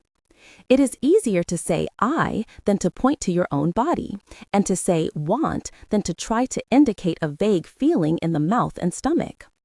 It is more convenient to say water than to lead your friend to a well and make suitable motions. It is also convenient to agree to use the same words for the same things and to keep these words unchanged, even though the things we are indicating are in constant motion. In the beginning, the power of words must have seemed magical, and indeed, the miracles which verbal thinking has wrought have justified the impression. What a marvel it must have been to get rid of the nuisances of sign language and summon a friend simply by making a short noise, his name. It is no wonder that names have been considered uncanny manifestations of supernatural power, and that men have identified their names with their souls or used them to invoke spiritual forces. Indeed, the power of words has gone to man's head in more than one way. To define has come to mean almost the same thing as to understand. More important still, words have enabled man to define himself, to label a certain part of his experience I. This is, perhaps, the meaning of the ancient belief that the name is the soul. For to define is to isolate, to separate some complex of forms from the stream of life and say, this is I. When man can name and define himself, he feels that he has an identity. Thus, he begins to feel, like the word, separate and static, as over against the real, fluid world of nature. Feeling separate, the sense of conflict between man on the one hand and nature on the other begins. Language and thought grapple with the conflict, and the magic which can summon a man by naming him is applied to the universe. Its powers are named, personalized, and invoked in mythology and religion. Natural processes are made intelligible, because all regular processes, such as the rotation of the stars and seasons, can be fitted to words and ascribed to the activity of the gods or God, the eternal Word. At a later time, science employs the same process, studying every kind of regularity in the universe, naming, classifying, and making use of them in ways still more miraculous. But because it is the use and nature of words and thoughts to be fixed, definite, isolated, it is extremely hard to describe the most important characteristic of life, its movement and fluidity. Just as money does not represent the perishability and edibility of food, so words and thoughts do not represent the vitality of life. The relation between thought and movement is something like the difference between a real man running and a motion picture film which shows the running as a series of stills. We resort to the convention of stills whenever we want to describe or think about any moving body, such as a train, stating that at such and such times it is at such and such places. But this is not quite true. You can say that a train is at a particular point now, but it took you some time to say now, and during that time, however short, the train was still moving. You can only say that the moving train actually is, i.e. stops, at a particular point for a particular moment if both are infinitely small. But infinitely small points and fixed moments are always imaginary points, being denizens of mathematical theory rather than the real world. It is most convenient for scientific calculation to think of a movement as a series of very small jerks or stills. But confusion arises when the world described and measured by such conventions is identified with the world of experience. A series of stills does not, unless rapidly moved before our eyes, convey the essential vitality and beauty of movement. The definition, the description, leaves out the most important thing. Useful as these conventions are for purposes of calculation, language, and logic, absurdities arise when we think that the kind of language we use, or the kind of logic with which we reason, can really define or explain the physical world. Part of man's frustration is that he has become accustomed to expect language and thought to offer explanations which they cannot give. To want life to be intelligible in this sense is to want it to be something other than life. It is to prefer a motion picture film to a real running man. To feel that life is meaningless unless I can be permanent is like having fallen desperately in love with an inch. Words and measures do not give life, they merely symbolize it. Thus, all explanations of the universe couched in language are circular and leave the most essential things unexplained and undefined. The dictionary itself is circular. It defines words in terms of other words. The dictionary comes a little closer to life when, alongside some word, it gives you a picture. But it will be noted that all dictionary pictures are attached to nouns rather than verbs. An illustration of the verb to run would have to be a series of stills like a comic strip, for words and static pictures can neither define nor explain emotion. Even the nouns are conventions. You do not define this real, living something by associating it with the noise man. When we say, this, pointing with the finger, is a man, the thing to which we point is not man. To be clearer, we should have said, this is symbolized by the noise man. What then is this? We do not know. That is to say, we cannot define it in any fixed way, though in another sense, we know it as our immediate experience, a flowing process without definable beginning or end. It is convention alone which persuades me that I am simply this body bounded by a skin in space and by birth and death in time. Where do I begin and end in space? I have relations to the sun and air, which are just as vital parts of my existence as my heart. The movement in which I am a pattern or convolution began incalculable ages before that conventionally isolated event called birth, and will continue long after the event called death. Only words and conventions can isolate us from the entirely undefinable something, which is everything.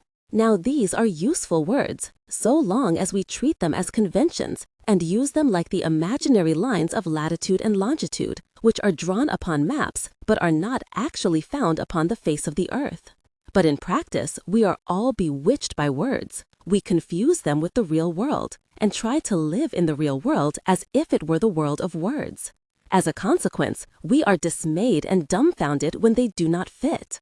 The more we try to live in the world of words, the more we feel isolated and alone, the more all the joy and liveliness of things is exchanged for mere certainty and security. On the other hand, the more we are forced to admit that we actually live in the real world, the more we feel ignorant, uncertain, and insecure about everything. But there can be no sanity unless the difference between these two worlds is recognized.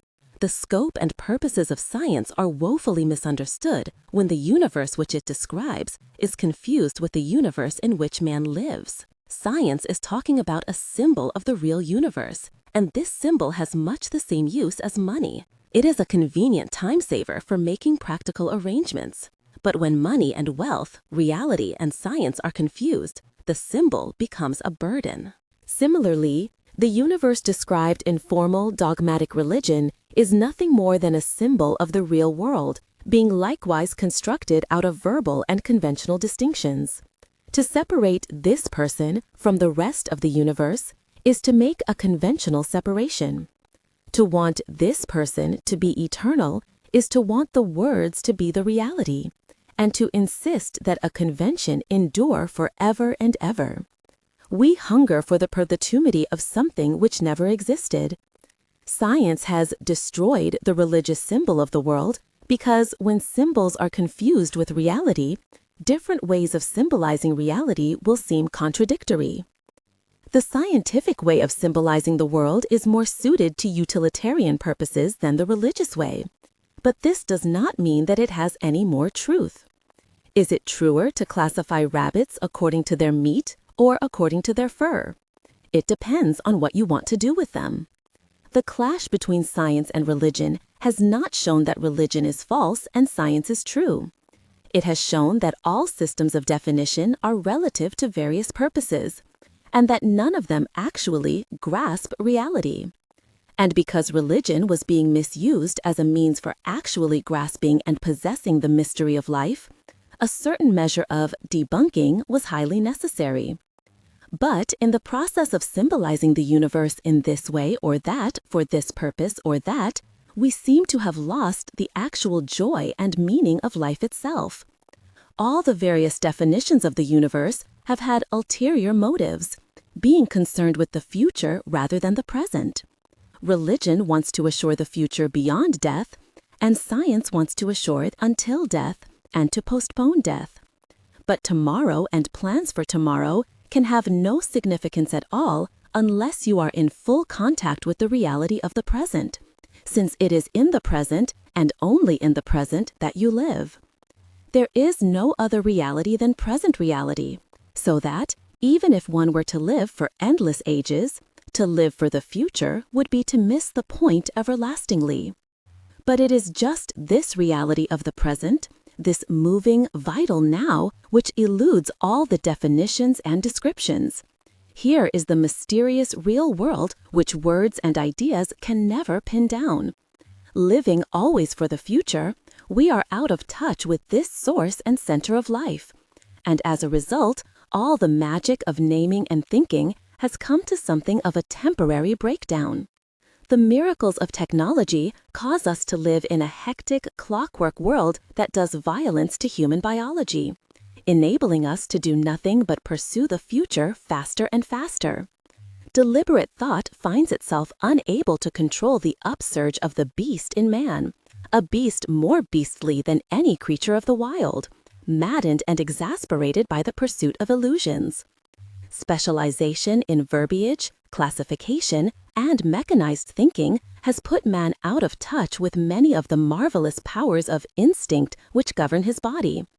It has, furthermore, made him feel utterly separate from the universe and his own me. And thus, when all philosophy has dissolved in relativism and can make fixed sense of the universe no longer, isolated I feels miserably insecure and panicky, finding the real world a flat contradiction of its whole being. Of course, there is nothing new in this predicament of discovering that ideas and words cannot plumb the ultimate mystery of life, that reality, or, if you will, God, cannot be comprehended by the finite mind. The only novelty is that the predicament is now social rather than individual. It is widely felt, not confined to the few. Almost every spiritual tradition recognizes that a point comes when two things must happen. Man must surrender his separate feeling I, and must face the fact that he cannot know, that is, defined the ultimate. These traditions also recognize that beyond this point, there lies a vision of God, which cannot be put into words, and which is certainly something utterly different from perceiving a radiant gentleman on a golden throne, or a literal flash of blinding light. They also indicate that this vision is a restoration of something which we once had, and a lost because we did not or could not appreciate it. This vision is, then, the unclouded awareness of this undefinable something, which we call life, present reality, the great stream, the eternal now, an awareness without the sense of separation from it. The moment I name it, it is no longer God. It is man, tree, green, black, red, soft, hard, long, short, atom, universe. One would readily agree with any theologian who deplores pantheism that these denizens of the world of verbiage and convention, these sundry things conceived as fixed and distinct entities, are not God. If you ask me to show you God, I will point to the sun or a tree or a worm. But if you say, you mean then that God is the sun, the tree, the worm, and all other things? I shall have to say that you have missed the point entirely. Later on in this book, we shall see that these metaphysical ideas of the unchanging and the eternal can have another sense. They do not necessarily imply a static view of reality, and while ordinarily used as attempts to fix the flux, they have not always been so. 4. The wisdom of the body. What is experience? What is life? What is motion? What is reality? To all such questions, we must give St. Augustine's answer to the question, what is time? I know, but when you ask me, I don't. Experience, life, motion, and reality are so many noises used to symbolize the sum of sensations, thoughts, feelings, and desires. And if you ask, what are sensations, etc., I can only answer, don't be silly, you know very well what they are. We can't go on defining things indefinitely without going round in circles. To define means to fix, and when you get down to it, real life isn't fixed. It was suggested at the end of the last chapter that this ultimate something which cannot be defined or fixed can be represented by the word God. If this be true, we know God all the time, but when we begin to think about it, we don't. For when we begin to think about experience, we try to fix it in rigid forms and ideas. It is the old problem of trying to tie up water in parcels or attempting to shut the wind in a box. Yet it has always been taught in religion that God is something from which one can expect wisdom and guidance. We have become accustomed to the idea that wisdom, that is, knowledge, advice, and information, can be expressed in verbal statements consisting of specific directions. If this be true, it is hard to see how any wisdom can be extracted from something impossible to define. But in fact, the kind of wisdom which can be put in the form of specific directions amounts to very little, and most of the wisdom which we employ in everyday life never came to us as verbal information. It was not through statements that we learned how to breathe, swallow, see, circulate the blood, digest food, or resist diseases. Yet, these things are performed by the most complex and marvelous processes which no amount of book learning and technical skill can reproduce. This is real wisdom, but our brains have little to do with it. This is the kind of wisdom which we need in solving the real, practical problems of human life. It has done wonders for us already, and there is no reason why it should not do much more. Without any technical apparatus or calculations for prediction, homing pigeons can return to their roosts from long distances away. Migrant birds can revisit the same locations year after year, and plants can devise wonderful contraptions for distributing their seeds on the wind. They do not, of course, do these things on purpose, which is only to say that they do not plan and think them out. If they could talk, they could no more explain how it is done than the average man can explain how his heart beats. The instruments which achieve these feats are, indeed, organs and processes of the body. That is to say, of a mysterious pattern of movement which we do not really understand and cannot actually define. In general, however, human beings have ceased to develop the instruments of the body. More and more we try to effect an adaptation to life by means of external gadgets and attempt to solve our problems by conscious thinking rather than unconscious know-how. This is much less to our advantage than we like to suppose. There are, for instance, primitive women who can deliver themselves of a child while working out in the fields, and, after doing the few things necessary to see that the baby is safe, warm, and comfortable, resume their work as before. On the other hand, the civilized woman has to be moved to a complicated hospital, and there, surrounded by doctors, nurses, and innumerable gadgets, force the poor thing into the world with prolonged contortions and excruciating pains. It is true that antiseptic conditions prevent many mothers and babies from dying, but why can't we have the antiseptic conditions and the natural, easy way of birth? The answer to this and many similar questions is that we have been taught to neglect, despise, and violate our bodies, and to put all faith in our brains. Indeed, the special disease of civilized man might be described as a block or schism between his brain, specifically the cortex, and the rest of his body. This corresponds to the split between I and me, man and nature, and to the confusion of Ouroboros, the mixed-up snake, who does not know that his tail belongs with his head. Happily, there have, in recent years, been at least 2 scientists who have called attention to this schism, namely Lancelot Law-White and Trigant Burrow. White calls this disease the European dissociation, not because it is peculiar to European-American civilization, but because it is specially characteristic of it. Both White and Burrow have given a clinical description or diagnosis of the schism, the details of which need not detain us here. It is simply saying in medical language that we have allowed brain thinking to develop and dominate our lives out of all proportion to instinctual wisdom, which we are allowing to slump into atrophy.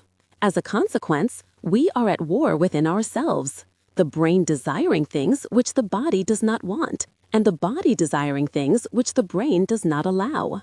The brain giving directions which the body will not follow, and the body giving impulses which the brain cannot understand. In one way or another, civilized man agrees with St. Francis in thinking of the body as brother ass. But even theologians have recognized that the source of evil and stupidity lies not in the physical organism as a whole, but in the cut-off, disassociated brain, which they term the will. When we compare human with animal desire, we find many extraordinary differences. The animal tends to eat with his stomach, and the man with his brain. When the animal's stomach is full, he stops eating, but the man is never sure when to stop. When he has eaten as much as his belly can take, he still feels empty. He still feels an urge for further gratification. This is largely due to anxiety, to the knowledge that a constant supply of food is uncertain. Therefore, eat as much as you can while you can. It is due also to the knowledge that, in an insecure world, pleasure is uncertain. Therefore, the immediate pleasure of eating must be exploited to the full, even though it does violence to the digestion. Human desire tends to be insatiable. We are so anxious for pleasure that we can never get enough of it. We stimulate our sense organs until they become insensitive, so that if pleasure is to continue, they must have stronger and stronger stimulants. In self-defense, the body gets ill from the strain, but the brain wants to go on and on. The brain is in pursuit of happiness, and because the brain is much more concerned about the future than the present, it conceives happiness as the guarantee of an indefinitely long future of pleasures. Yet the brain also knows that it does not have an indefinitely long future, so that, to be happy, it must try to crowd all the pleasures of paradise and eternity into the span of a few years. This is why modern civilization is in almost every respect a vicious circle. It is insatiably hungry because its way of life condemns it to perpetual frustration. As we have seen, the root of this frustration is that we live for the future, and the future is an abstraction, a rational inference from experience, which exists only for the brain. The primary consciousness, the basic mind which knows reality rather than ideas about it, does not know the future. It lives completely in the present and perceives nothing more than what is at this moment. The ingenious brain, however, looks at that part of present experience called memory, and by studying it is able to make predictions. These predictions are, relatively, so accurate and reliable, e.g., everyone will die, that the future assumes a high degree of reality, so high that the present loses its value. But the future is still not here and cannot become a part of experienced reality until it is present.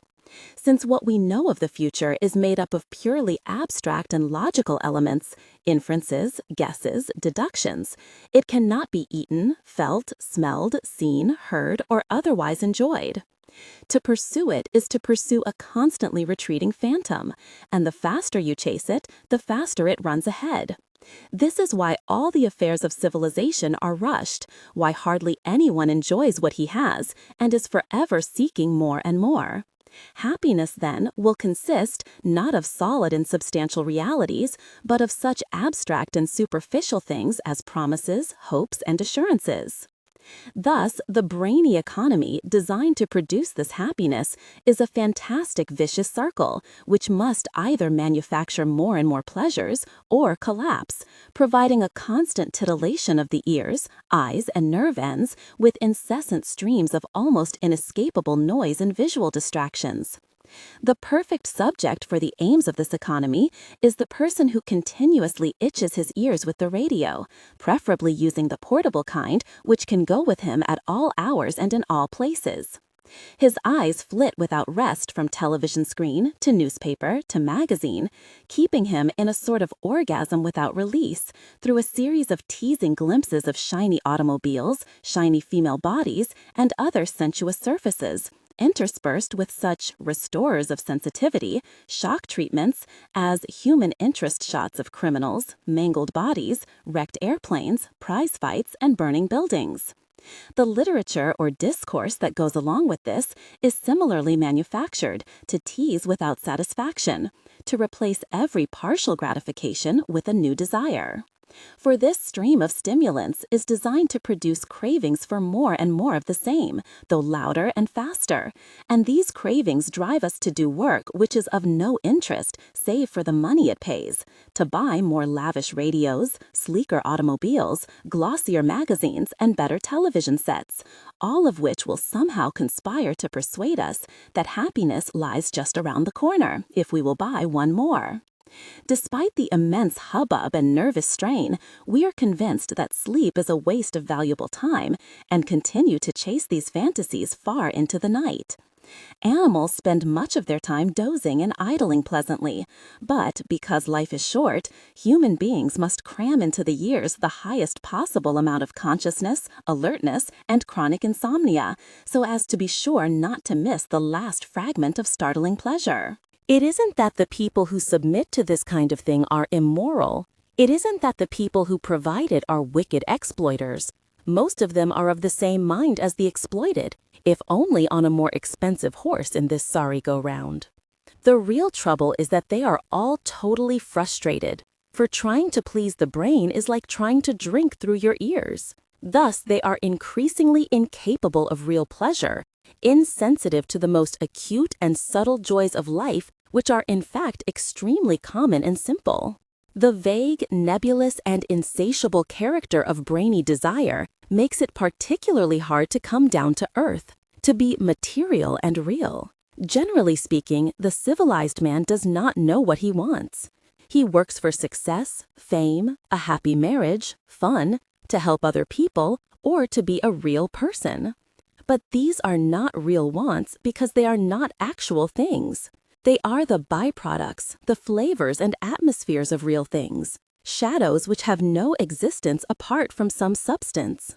Money is the perfect symbol of all such desires, being a mere symbol of real wealth, and to make it one's goal is the most blatant example of confusing measurements with reality.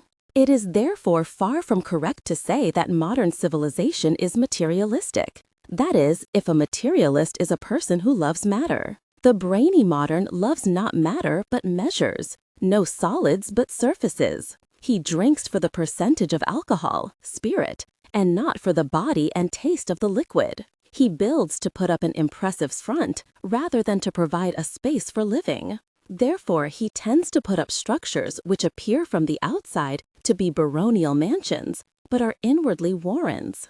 The individual living units in these warrens are designed less for living as for creating an impression. The main space is devoted to a living room of proportions suitable to a large house, while such essential spaces for living, rather than mere entertaining, as the kitchen, are reduced to small closets where one can hardly move, much less cook. Consequently, these wretched little galleys provide fare which is chiefly gaseous, cocktails and appetizers rather than honest meals. Because we all want to be ladies and gentlemen and look as if we had servants, we do not soil our hands with growing and cooking real food. Instead, we buy products designed for front and appearance rather than content. Immense and tasteless fruit, bread which is little more than a light froth, wine faked with chemicals, and vegetables flavored with the arid concoctions of test tubes, which render them so much impressive pulp. One might suppose that the most outright example of civilized man's beastliness and animality is his passion for sex. But in fact, there is almost nothing beastly or animal about it. Animals have sexual intercourse when they feel like it, which is usually in some sort of rhythmic pattern.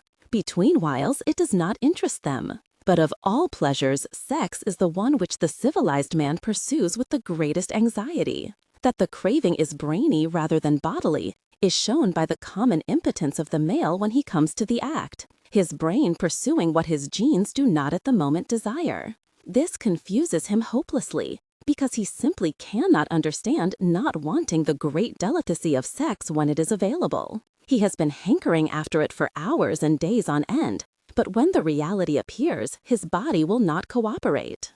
As in eating his eyes are bigger than his stomach, so in love he judges woman by standards that are largely visual and cerebral rather than sexual and visceral. He is attracted to his partner by the surface gloss, by the film on the skin rather than the real body. He wants something with a bone structure like a boy's, which is supposed to support the exterior curves and smooth undulations of femininity. Not a woman, but an inflated rubber dream. The function of sex itself remains, however, so much in the domain of instinctual wisdom that little can be done to increase its already intense pleasure, to make it faster, fancier, and more frequent. The only means of exploiting it is through cerebral fantasy, through surrounding it with coquetry and suggestions of unspecified delights to come, as if a more ecstatic embrace could always be arranged through surface alterations. A particularly significant example of brain against body, or measures against matter, is urban man's total slavery to clocks. A clock is a convenient device for arranging to meet a friend or for helping people to do things together, although things of this kind happened long before they were invented. Clocks should not be smashed. They should simply be kept in their place. And they are very much out of place when we try to adapt our biological rhythms of eating, sleeping, evacuation, working, and relaxing to their uniform circular rotation.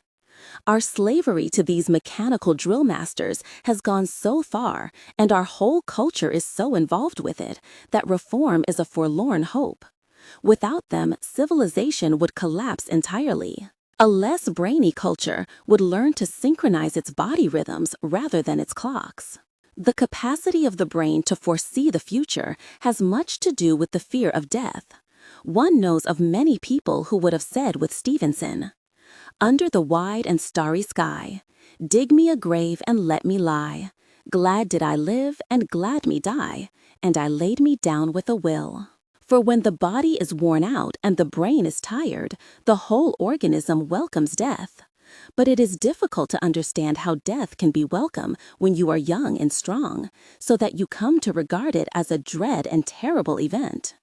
For the brain, in its immaterial way, looks into the future and conceives it a good to go on and on and on forever, not realizing that its own material would at last find the process intolerably tiresome.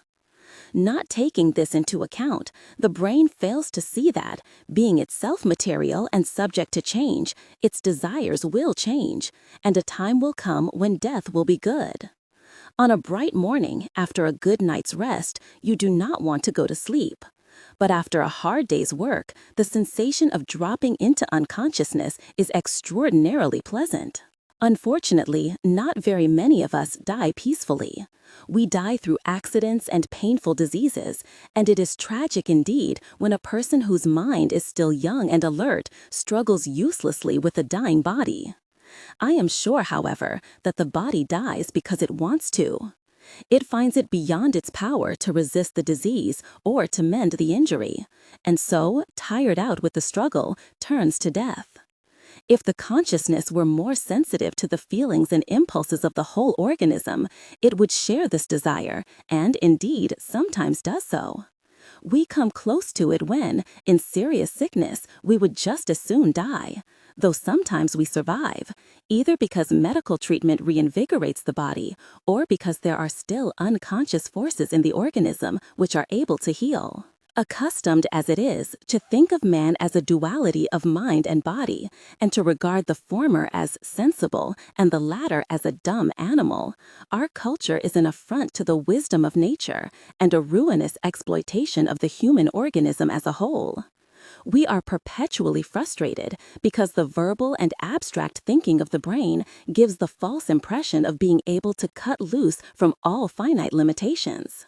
It forgets that an infinity of anything is not a reality, but an abstract concept, and persuades us that we desire this fantasy as a real goal of living. The externalized symbol of this way of thinking is that almost entirely rational and inorganic object, the machine, which gives us the sense of being able to approach infinity. For the machine can submit to strains far beyond the capacity of the body, and to monotonous rhythms which the human being could never stand. Useful as it would be as a tool and a servant, we worship its rationality, its efficiency, and its power to abolish limitations of time and space, and thus permit it to regulate our lives. Thus, the working inhabitants of a modern city are people who live inside a machine to be batted around by its wheels. They spend their days in activities which largely boil down to counting and measuring, living in a world of rationalized abstraction which has little relation to or harmony with the great biological rhythms and processes. As a matter of fact, mental activities of this kind can now be done far more efficiently by machines than by men. So much so that in a not too distant future, the human brain may be an obsolete mechanism for logical calculation. Already, the human computer is widely displaced by mechanical and electrical computers of far greater speed and efficiency. If then man's principal asset and value is his brain and his ability to calculate, he will become an unsaleable commodity in an era when the mechanical operation of reasoning can be done more effectively by machines. Already, man uses innumerable gadgets to displace the work done by bodily organs in the animals, and it would surely be in line with this tendency to externalize the reasoning functions of the brain, and thus hand over the government of life to electromagnetic monsters. In other words, the interests and goals of rationality are not those of man as a whole organism. If we are to continue to live for the future and to make the chief work of the mind prediction and calculation, man must eventually become a parasitic appendage to a mass of clockwork. There is, indeed, a viewpoint from which this rationalization of life is not rational. The brain is clever enough to see the vicious circle which it has made for itself. But it can do nothing about it. Seeing that it is unreasonable to worry does not stop worrying. Rather, you worry the more at being unreasonable. It is unreasonable to wage a modern war in which everybody loses. Neither side actually wants a war, and yet, because we live in a vicious circle, we start the war to prevent the other side from starting first. We arm ourselves, knowing that if we do not, the other side will. Which is quite true, because if we do not arm, the other side will do so to gain its advantage without actually fighting. From this rational point of view, we find ourselves in the dilemma of St. Paul. To will is present with me, but how to perform that which is good I find not. For the good that I would, I do not. But this is not as St. Paul supposed, because the will or the spirit is reasonable and the flesh perverse. It is because a house divided against itself cannot stand. The whole organism is perverse because the brain is split from the belly and the head unconscious of its union with the tail. There are few grounds for hoping that in any immediate future there will be any recovery of social sanity. It would seem that the vicious circle must become yet more intolerable, more blatantly and desperately circular, before any large numbers of human beings awaken to the tragic trick which they are playing on themselves. But for those who see clearly that it is a circle and why it is a circle, there is no alternative but to stop circling. For as soon as you see the whole circle, the illusion that the head is separate from the tail disappears. And then, when experience stops oscillating and writhing, it can again become sensitive to the wisdom of the body, to the hidden depths of its own substance. Because I speak of the wisdom of the body and of the necessity for recognizing that we are material, this is not to be taken as a philosophy of materialism in the accepted sense. I am not asserting that the ultimate reality is matter. Matter is a word, a noise, which refers to the forms and patterns taken by a process. We do not know what this process is, because it is not a what, that is, a thing definable by some fixed concept or measure. If we want to keep the old language still using such terms as spiritual and material, the spiritual must mean the undefinable, that which, because it is living, must ever escape the framework of any fixed form. Matter is spirit named. After all this, the brain deserves a word for itself. For the brain, including its reasoning and calculating centers, is a part and product of the body. It is as natural as the heart and stomach, and, rightly used, is anything but an enemy of man. But to be used rightly, it must be put in its place. For the brain is made for man, not man for his brain. In other words, the function of the brain is to serve the present and the real, not to send man chasing wildly after the phantom of the future. Furthermore, in our habitual state of mental tension, the brain does not work properly. And this is one reason why its abstractions seem to have so great a reality.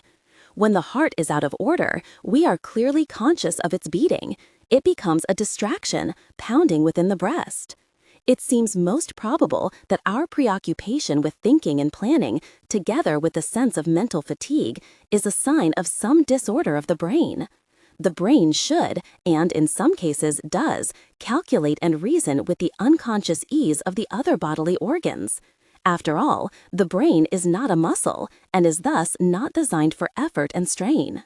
But when people try to think or concentrate, they behave as if they were trying to push their brains around. They screw up their faces, knit their brows, and approach mental problems as if they were something like heaving bricks. Yet, you do not have to grind and strain to digest food, and still less to see, hear, and receive other neural impressions. The lightning calculator who can sum a long column of figures at a glance, the intellectual genius who can comprehend a whole page of reading in a few seconds, and the musical prodigy, such as Mozart, who seems to grasp harmony and counterpoint from babyhood, are examples of the proper use of man's most marvelous instrument. Those of us who are not geniuses know something of the same ability. Take, for example, the anagram Pocateldimsic. You can work over these letters for hours, trying system after system of rearrangement in order to discover the scrambled word. Try instead just looking at the anagram with a relaxed mind, and in a very short space of time, your brain will deliver the answer without the slightest effort.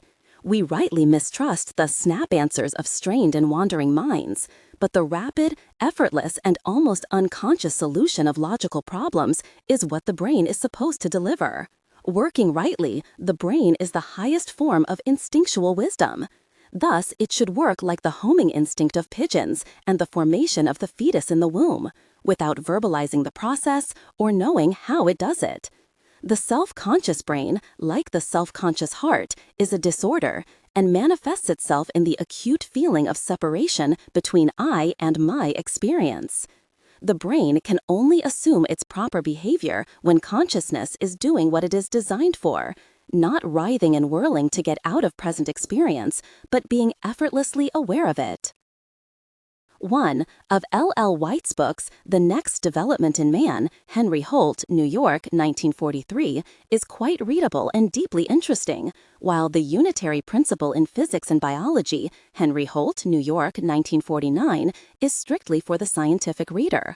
Burroughs' Social Basis of Consciousness, London, 1927, and The Structure of Insanity, London, 1932, are unhappily out of print, but most of the material is contained in his Neurosis of Man, Routledge, London, 1948. There are probably other scientists working on the same lines, but I am not aware of them. I take my facts on this matter from Norbert Weiner's remarkable book, Cybernetics, New York and Paris, 1948. Dr. Weiner is one of the mathematicians chiefly responsible for the development of the more elaborate electrical computers. Having likewise an advanced knowledge of neurology, he is well able to judge the extent to which these inventions can reproduce the work of the human organism. His book contains the following pertinent observation.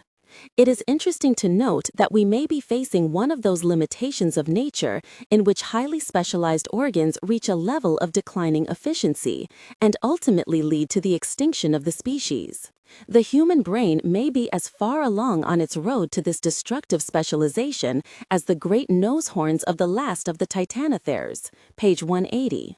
1.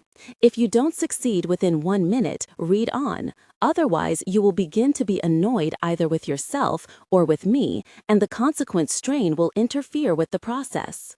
5. On being aware. The question, what shall we do about it, is only asked by those who do not understand the problem. If a problem can be solved at all, to understand it and to know what to do about it are the same thing. On the other hand, doing something about a problem which you do not understand is like trying to clear away darkness by thrusting it aside with your hands. When light is brought, the darkness vanishes at once. This applies particularly to the problem now before us.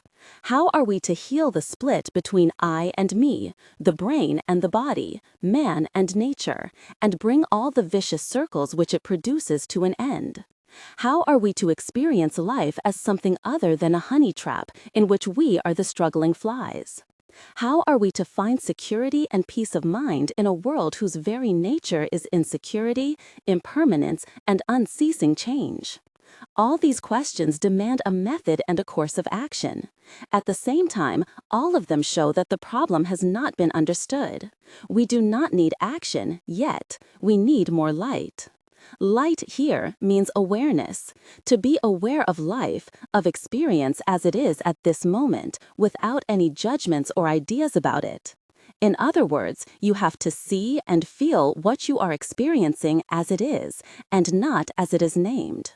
This very simple opening of the eyes brings about the most extraordinary transformation of understanding and living, and shows that many of our most baffling problems are pure illusion.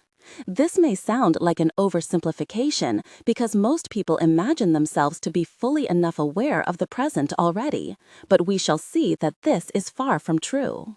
Because awareness is a view of reality free from ideas and judgments, it is clearly impossible to define and write down what it reveals. Anything which can be described is an idea, and I cannot make a positive statement about something, the real world, which is not an idea. I shall therefore have to be content with talking about the false impressions which awareness removes, rather than the truth which it reveals.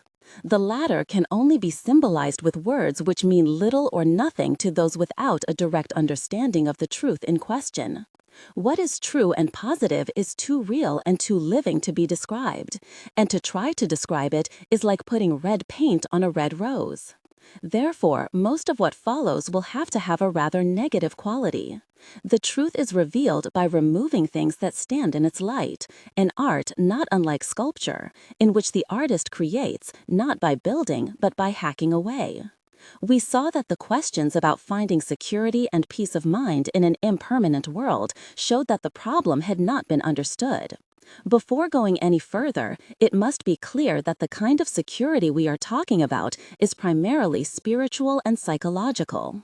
To exist at all, human beings must have a minimum livelihood in terms of food, drink, and clothing, with the understanding, however, that it cannot last indefinitely. But if the assurance of a minimum livelihood for 60 years would even begin to satisfy the heart of man, human problems would amount to very little.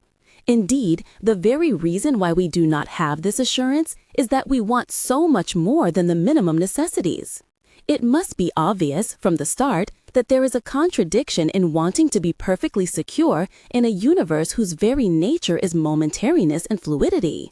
But the contradiction lies a little deeper than the mere conflict between the desire for security and the fact of change.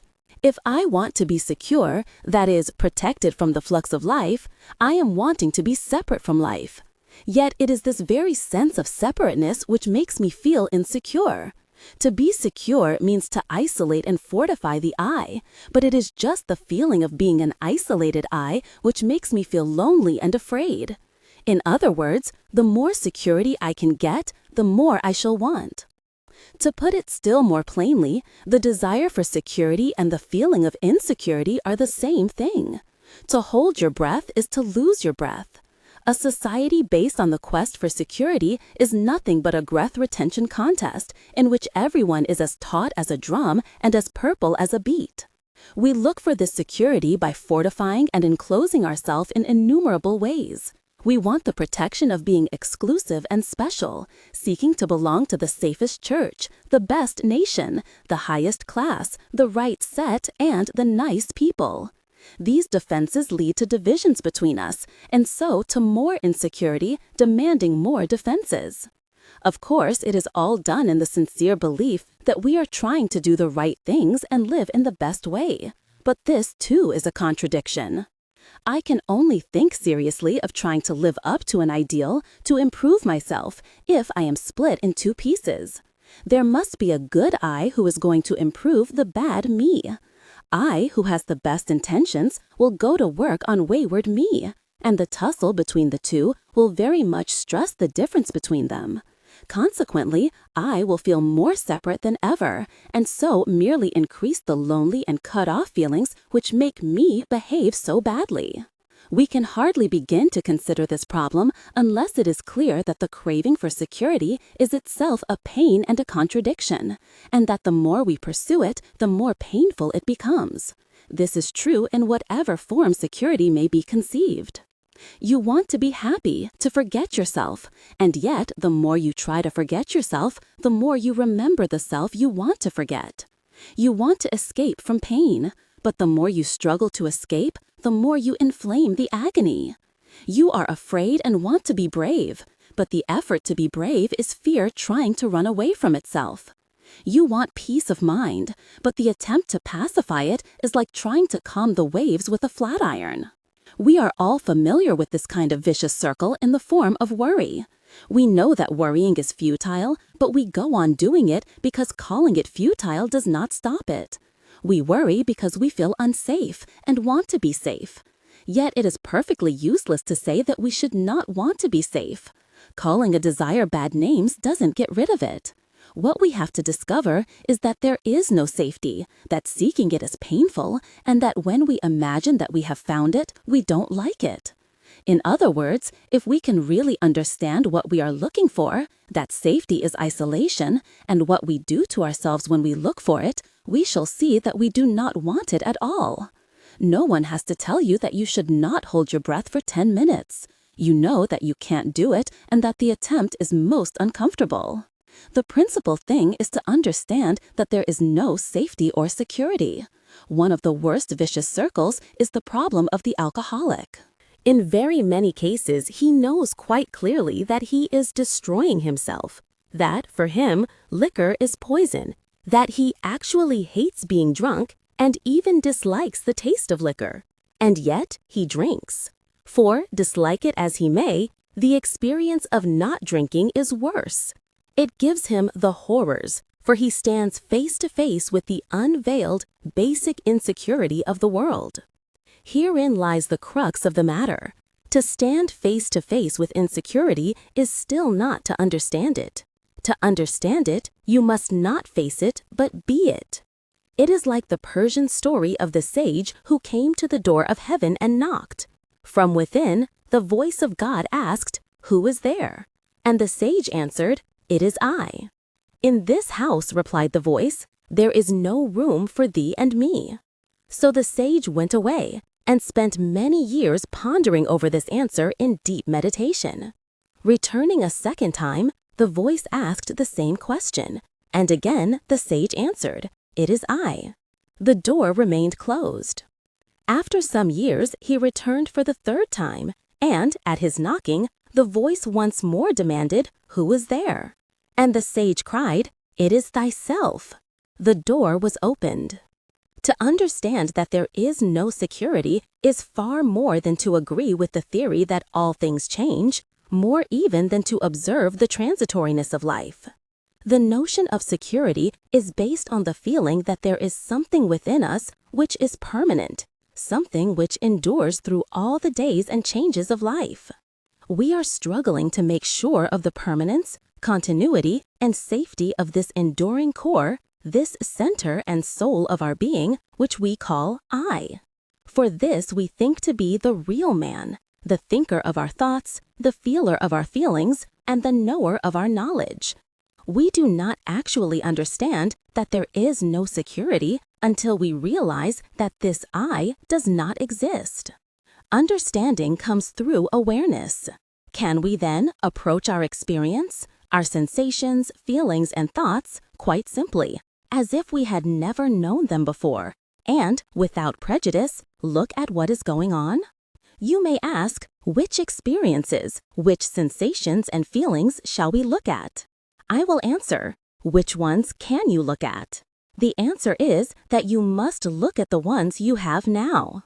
That is surely rather obvious, but very obvious things are often overlooked. If a feeling is not present, you are not aware of it. There is no experience but present experience. What you know, what you are actually aware of, is just what is happening at this moment, and no more. But what about memories? Surely by remembering, I can also know what is past. Very well. Remember something. Remember the incident of seeing a friend walking down the street. What are you aware of? What are you actually watching the veritable event of your friend walking down the street? You can't go up and shake hands with him, or get an answer to a question you forgot to ask him at the past time you are remembering. In other words, you are not looking at the actual past at all. You are looking at a present trace of the past.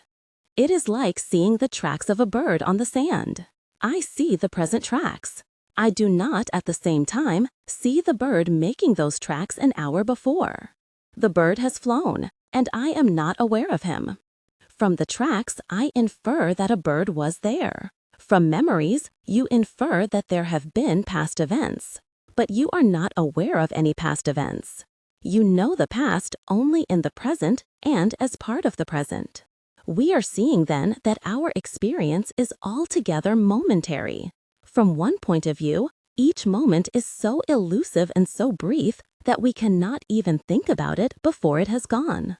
From another point of view, this moment is always here, since we know no other moment than the present moment. It is always dying, always becoming past more rapidly than imagination can conceive. Yet at the same time, it is always being born, always new, emerging just as rapidly from that complete unknown which we call the future. Thinking about it almost makes you breathless. To say that experience is momentary is really to say that experience and the present moment are the same thing. To say that this moment is always dying or becoming past and always being born or coming out of the unknown is to say the same thing of experience. The experience you have just had has vanished irretrievably, and all that remains of it is a sort of wake or track in the present, which we call memory. While you can make a guess as to what experience is coming next, in actual fact, you do not know. Anything might happen. But the experience which is going on now is, as it were, a newborn infant, which vanishes before it can even begin to get older. While you are watching this present experience, are you aware of someone watching it? Can you find, in addition to the experience itself, an experiencer? Can you, at the same time, read this sentence and think about yourself reading it? You will find that, to think about yourself reading it, you must for a brief second stop reading. The first experience is reading. The second experience is the thought, I am reading. Can you find any thinker who is thinking the thought, I am reading? In other words, when present experience is the thought, I am reading, can you think about yourself thinking this thought? Once again, you must stop thinking just, I am reading. You pass to a third experience, which is the thought, I am thinking that I am reading. Do not let the rapidity with which these thoughts can change deceive you into the feeling that you think them all at once. But what has happened? Never at any time were you able to separate yourself from your present thought or your present experience. The first present experience was reading. When you tried to think about yourself reading, the experience changed, and the next present experience was the thought, I am reading. You could not separate yourself from this experience without passing on to another. It was a ring around the rosy. When you were thinking, I am reading this sentence, you were not reading it. In other words, in each present experience, you were only aware of that experience. You were never aware of being aware. You were never able to separate the thinker from the thought, the knower from the known. All you ever found was a new thought, a new experience. To be aware, then, is to be aware of thoughts, feelings, sensations, desires, and all other forms of experience. Never at any time are you aware of anything which is not experience, not a thought or feeling, but instead an experiencer, thinker, or feeler. If this is so, what makes us think that any such thing exists? We might say, for example, that the I, who is the thinker, is this physical body and brain. But this body is in no way separate from its thoughts and sensations. When you have a sensation, say, of touch, that sensation is part of your body. While that sensation is going on, you cannot move the body away from it, any more than you can walk away from a headache or from your own feet. So long as it is present, that sensation is your body and is you. You can remove the body from an uncomfortable chair, but you cannot move it from the sensation of a chair. The notion of a separate thinker, of an I distinct from the experience, comes from memory and from the rapidity with which thought changes. It is like whirling a burning stick to give the illusion of a continuous circle of fire. If you imagine that memory is a direct knowledge of the past rather than a present experience, you get the illusion of knowing the past and the present at the same time. This suggests that there is something in you distinct from both the past and the present experiences. You reason, I know this present experience, and it is different from that past experience. If I can compare the two and notice that experience has changed, I must be something constant and apart. But, as a matter of fact, you cannot compare this present experience with a past experience. You can only compare it with a memory of the past, which is a part of the present experience. When you see clearly that memory is a form of present experience, it will be obvious that trying to separate yourself from this experience is as impossible as trying to make your teeth bite themselves. There is simply experience. There is not something or someone experiencing experience. You do not feel feelings, think thoughts, or sense sensations any more than you hear hearing, see sight, or smell smelling. I feel fine means that a fine feeling is present. It does not mean that there is one thing called an I and another separate thing called a feeling, so that when you bring them together, this I feels the fine feeling. There are no feelings but present feelings, and whatever feeling is present is I. No one ever found an I apart from some present experience or some experience apart from an I, which is only to say that the two are the same thing. A mere philosophical argument, this is a waste of time. We are not trying to have an intellectual discussion. We are being aware of the fact that any separate I who thinks thoughts and experiences experience is an illusion. To understand this is to realize that life is entirely momentary, that there is neither permanence nor security, and that there is no I which can be protected. There is a Chinese story of one who came to a great sage saying, "I have no peace of mind. Please pacify my mind." The sage answered, "Bring out your mind, your I, before me, and I will pacify it." "These many years," he replied, "I have sought my mind, but I cannot find it." "There," concluded the sage, "it is pacified." The real reason why human life can be so utterly exasperating and frustrating is not because there are facts called death, pain, fear, or hunger. The madness of the thing is that when such facts are present, we circle, buzz, writhe, and whirl, trying to get the I out of the experience. We pretend that we are amoebas and try to protect ourselves from life by splitting in two. Sanity, wholeness, and integration lie in the realization that we are not divided, that man and his present experience are one, and that no separate I or mind can be found. While the notion that I am separate from my experience remains, there is confusion and turmoil. Because of this, there is neither awareness nor understanding of experience, and thus no real possibility of assimilating it. To understand this moment, I must not try to be divided from it. I must be aware of it with my whole being. This, like refraining from holding my breath for 10 minutes, is not something I should do. In reality, it is the only thing I can do. Everything else is the insanity of attempting the impossible. To understand music, you must listen to it. But so long as you are thinking, "I am listening to this music," you are not listening. To understand joy or fear, you must be wholly and undividedly aware of it. So long as you are calling it names and saying, "I am happy," or "I am afraid," you are not being aware of it. Fear, pain, sorrow, and boredom must remain problems if we do not understand them, but understanding requires a single and undivided mind. This surely is the meaning of that strange saying, "If thine eye be single, thy whole body shall be full of light." 1. The word awareness is used in the sense given to it by J. Krishnamurti, whose writings discuss this theme with extraordinary perception. V. The marvelous moment. You are listening to a song. Suddenly I ask, "At this moment, who are you?" How will you answer this question immediately and spontaneously without stopping to find words? If the question does not shock you out of listening, you will answer by humming the song. If the question surprised you, you will answer, "At this moment, who are you?" But if you stop to think, you will try to tell me not about this moment, but about the past. I shall get information about your name and address, your business and personal history.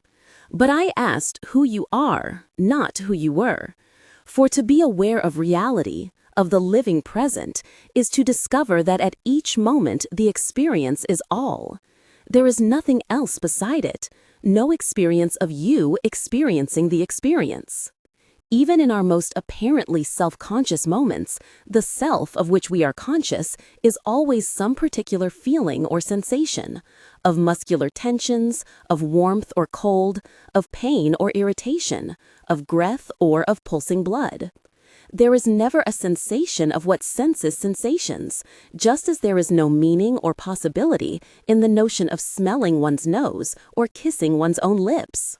In times of happiness and pleasure, we are usually ready enough to be aware of the moment and to let the experience be all.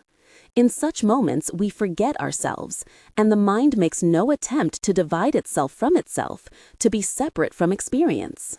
But with the arrival of pain, whether physical or emotional, whether actual or anticipated, the split begins and the circle goes round and round.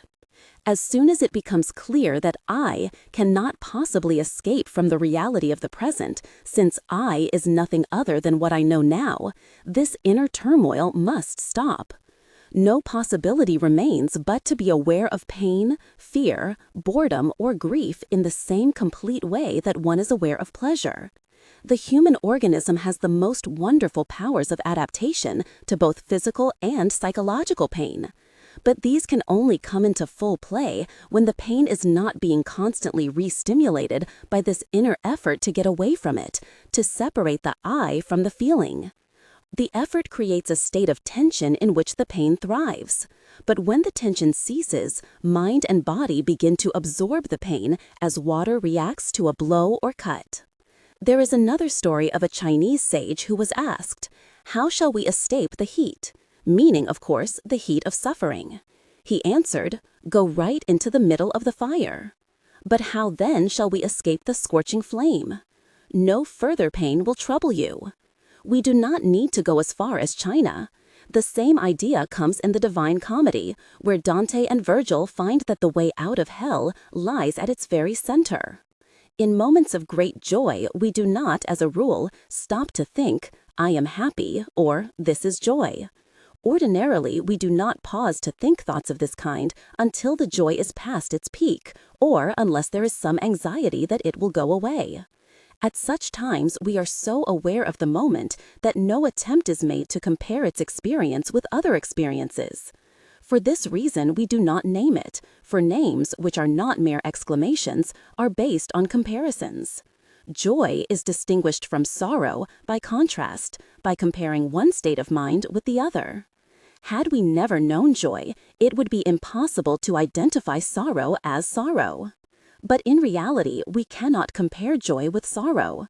Comparison is possible only by the very rapid alternation of two states of mind, and you cannot switch back and forth between the genuine feelings of joy and sorrow as you can shift your eyes between a cat and a dog. Sorrow can only be compared with the memory of joy, which is not at all the same thing as joy itself. Like words, memories never really succeed in catching reality. Memories are somewhat abstract, being a knowledge about things rather than of things. Memory never captures the essence, the present intensity, the concrete reality of an experience. It is, as it were, the corpse of an experience from which the life has vanished. What we know by memory, we know only at second hand.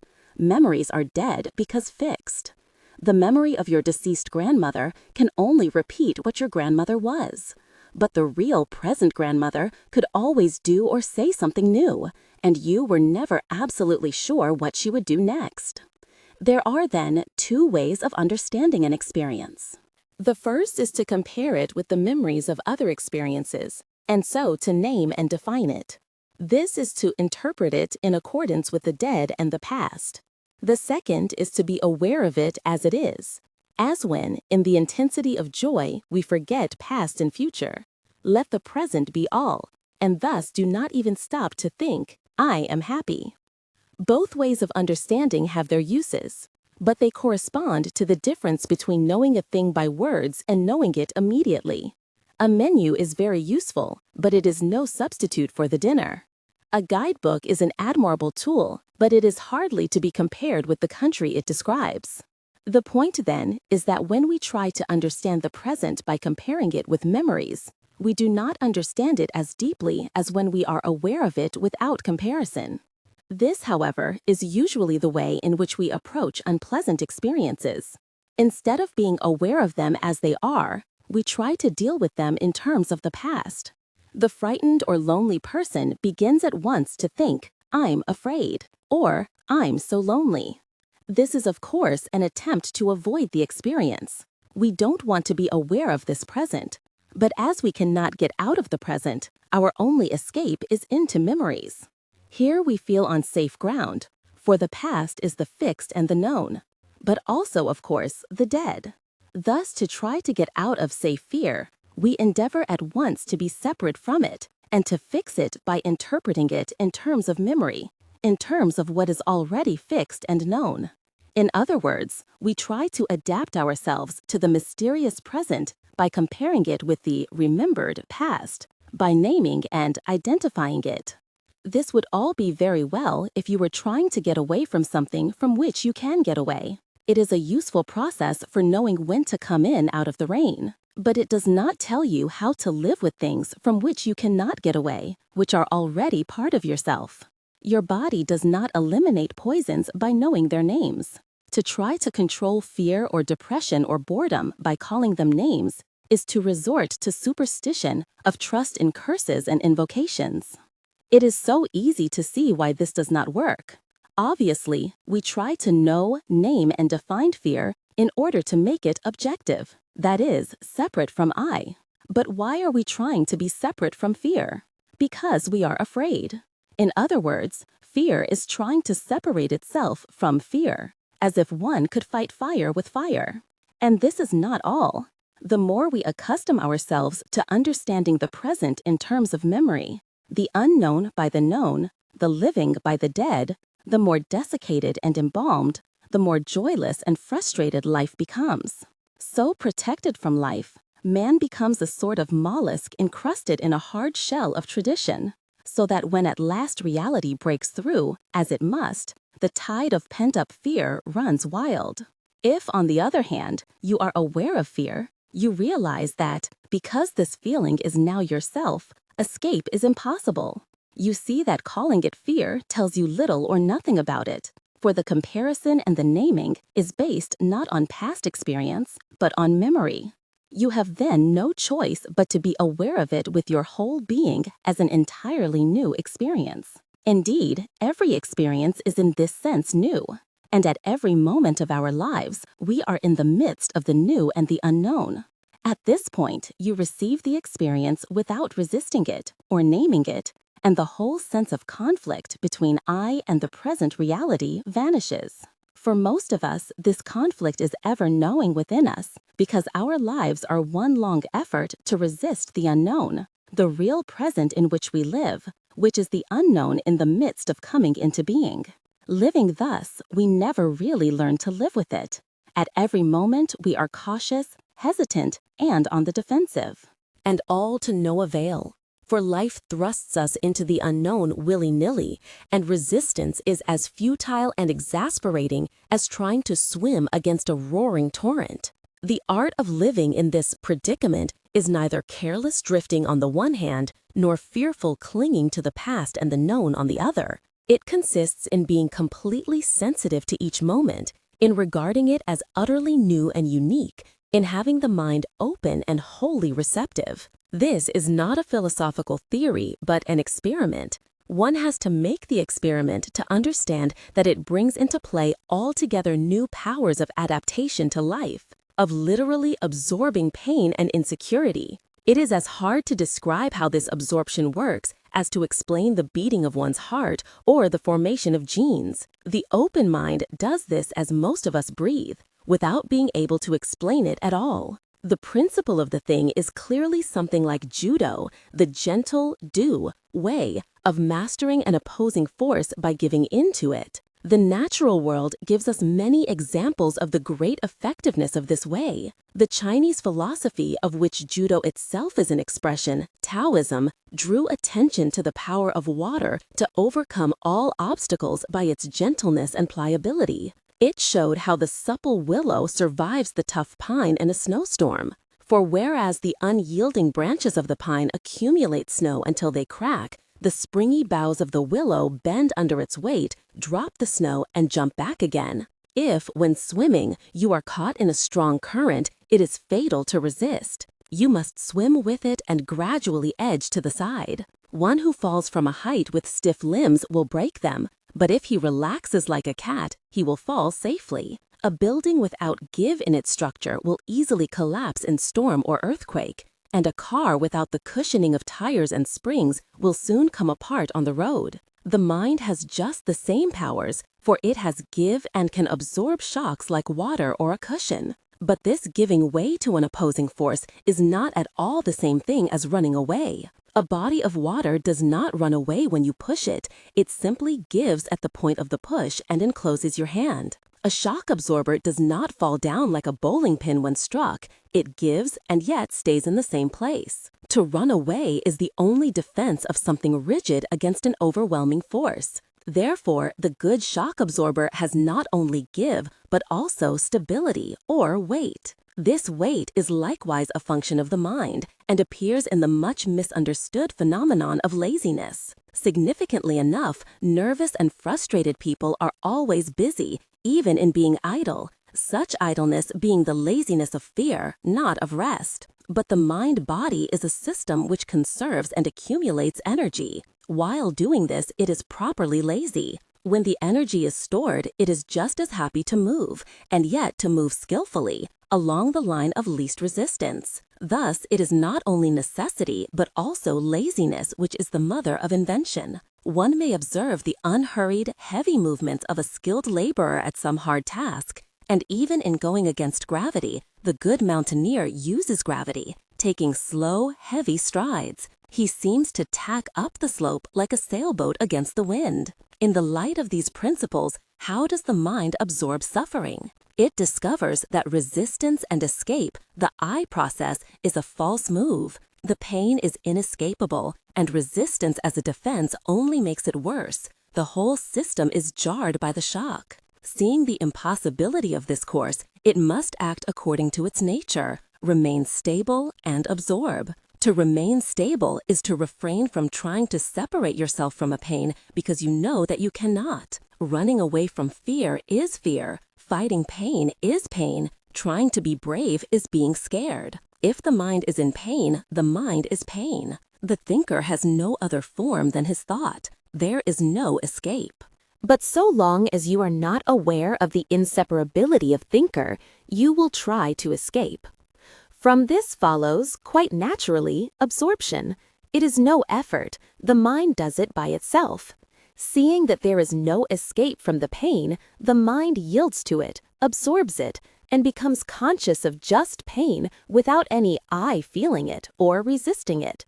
It experiences pain in the same complete, unself-conscious way in which it experiences pleasure. Pain is the nature of this present moment, and I can only live in this moment.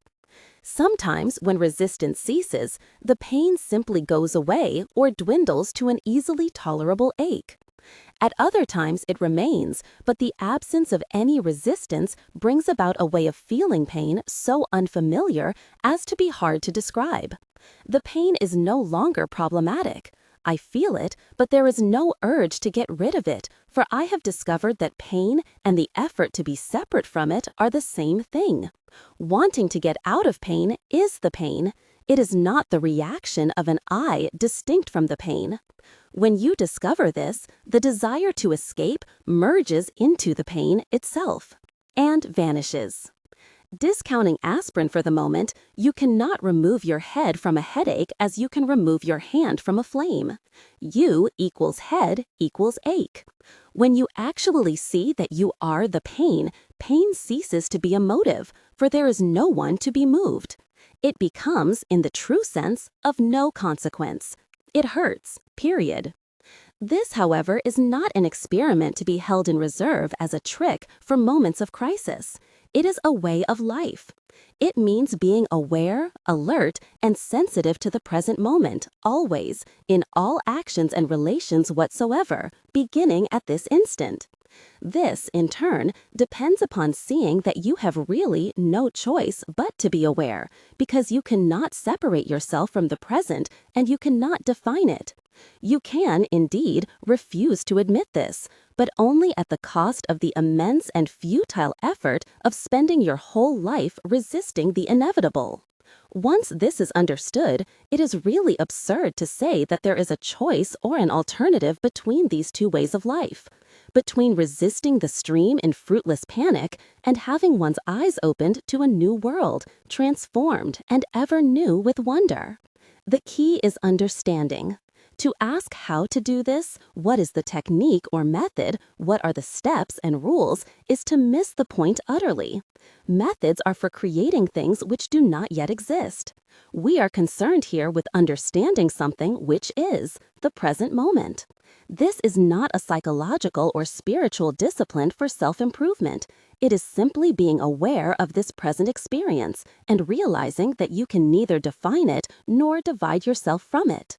There is no rule but look.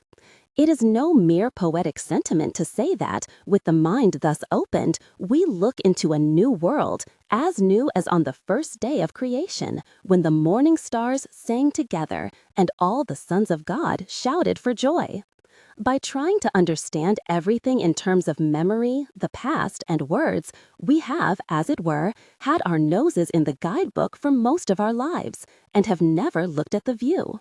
Whitehead's criticism of traditional education is applicable to our whole way of living. We are too exclusively bookish in our scholastic routine. In the Garden of Eden, Adam saw the animals before he named them. In the traditional system, children named the animals before they saw them. In the widest sense of the word, to name is to interpret experience by the past, to translate it into terms of memory, to bind the unknown into the system of the known. Civilized man knows of hardly any other way of understanding things. Everybody, everything, has to have its label, its number, certificate, registration, classification. What is not classified is irregular, unpredictable, and dangerous. Without passport, birth certificate, or membership in some nation, one's existence is not recognized. If you do not agree with the capitalists, they call you a communist, and vice versa. A person who agrees with neither point of view is fast becoming unintelligible.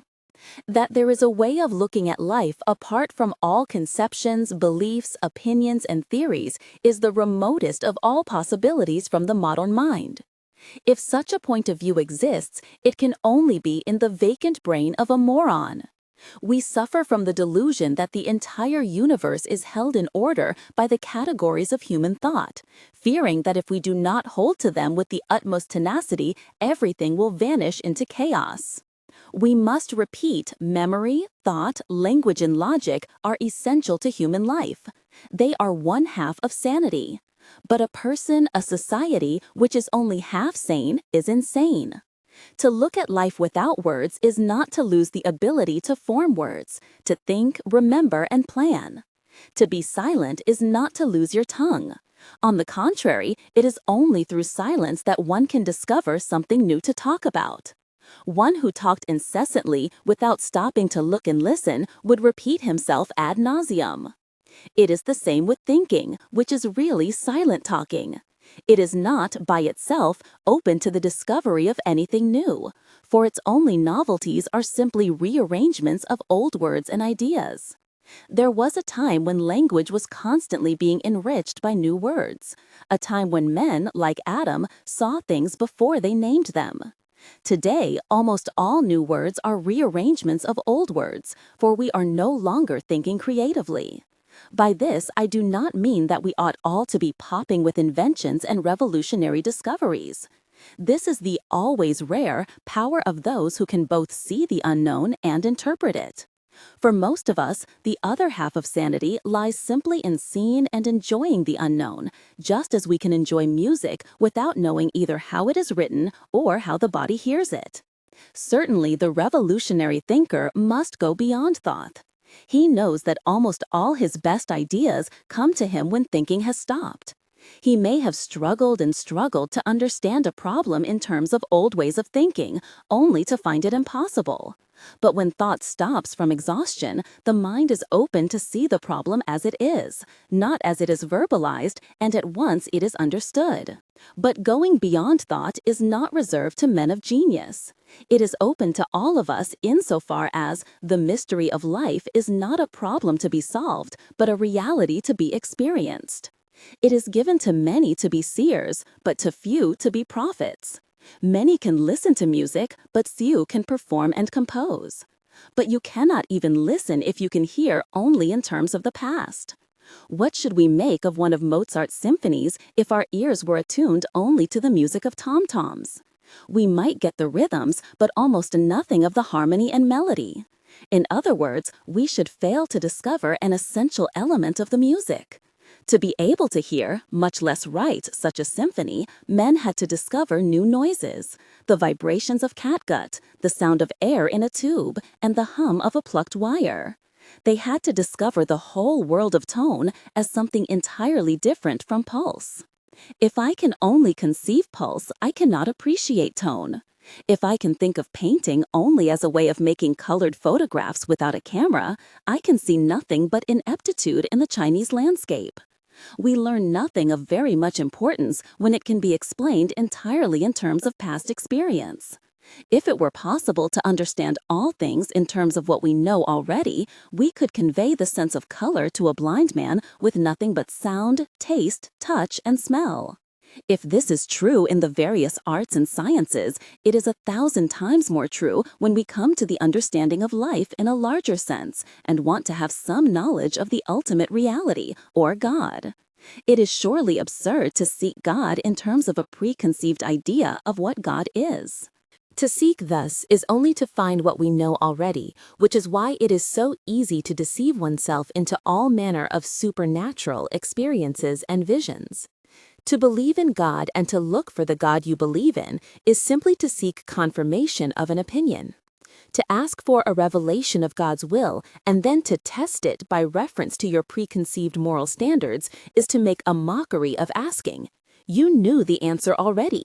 Seeking for God in this way is no more than asking for the stamp of absolute authority and certainty on what you believe in any case, for a guarantee that the unknown and the future will be a continuation of what you want to retain from the past, a bigger and better fortress for Ein feste Burg. If we are open only to discoveries which will accord with what we know already, we may as well stay shut. This is why the marvelous achievements of science and technology are of so little real use to us.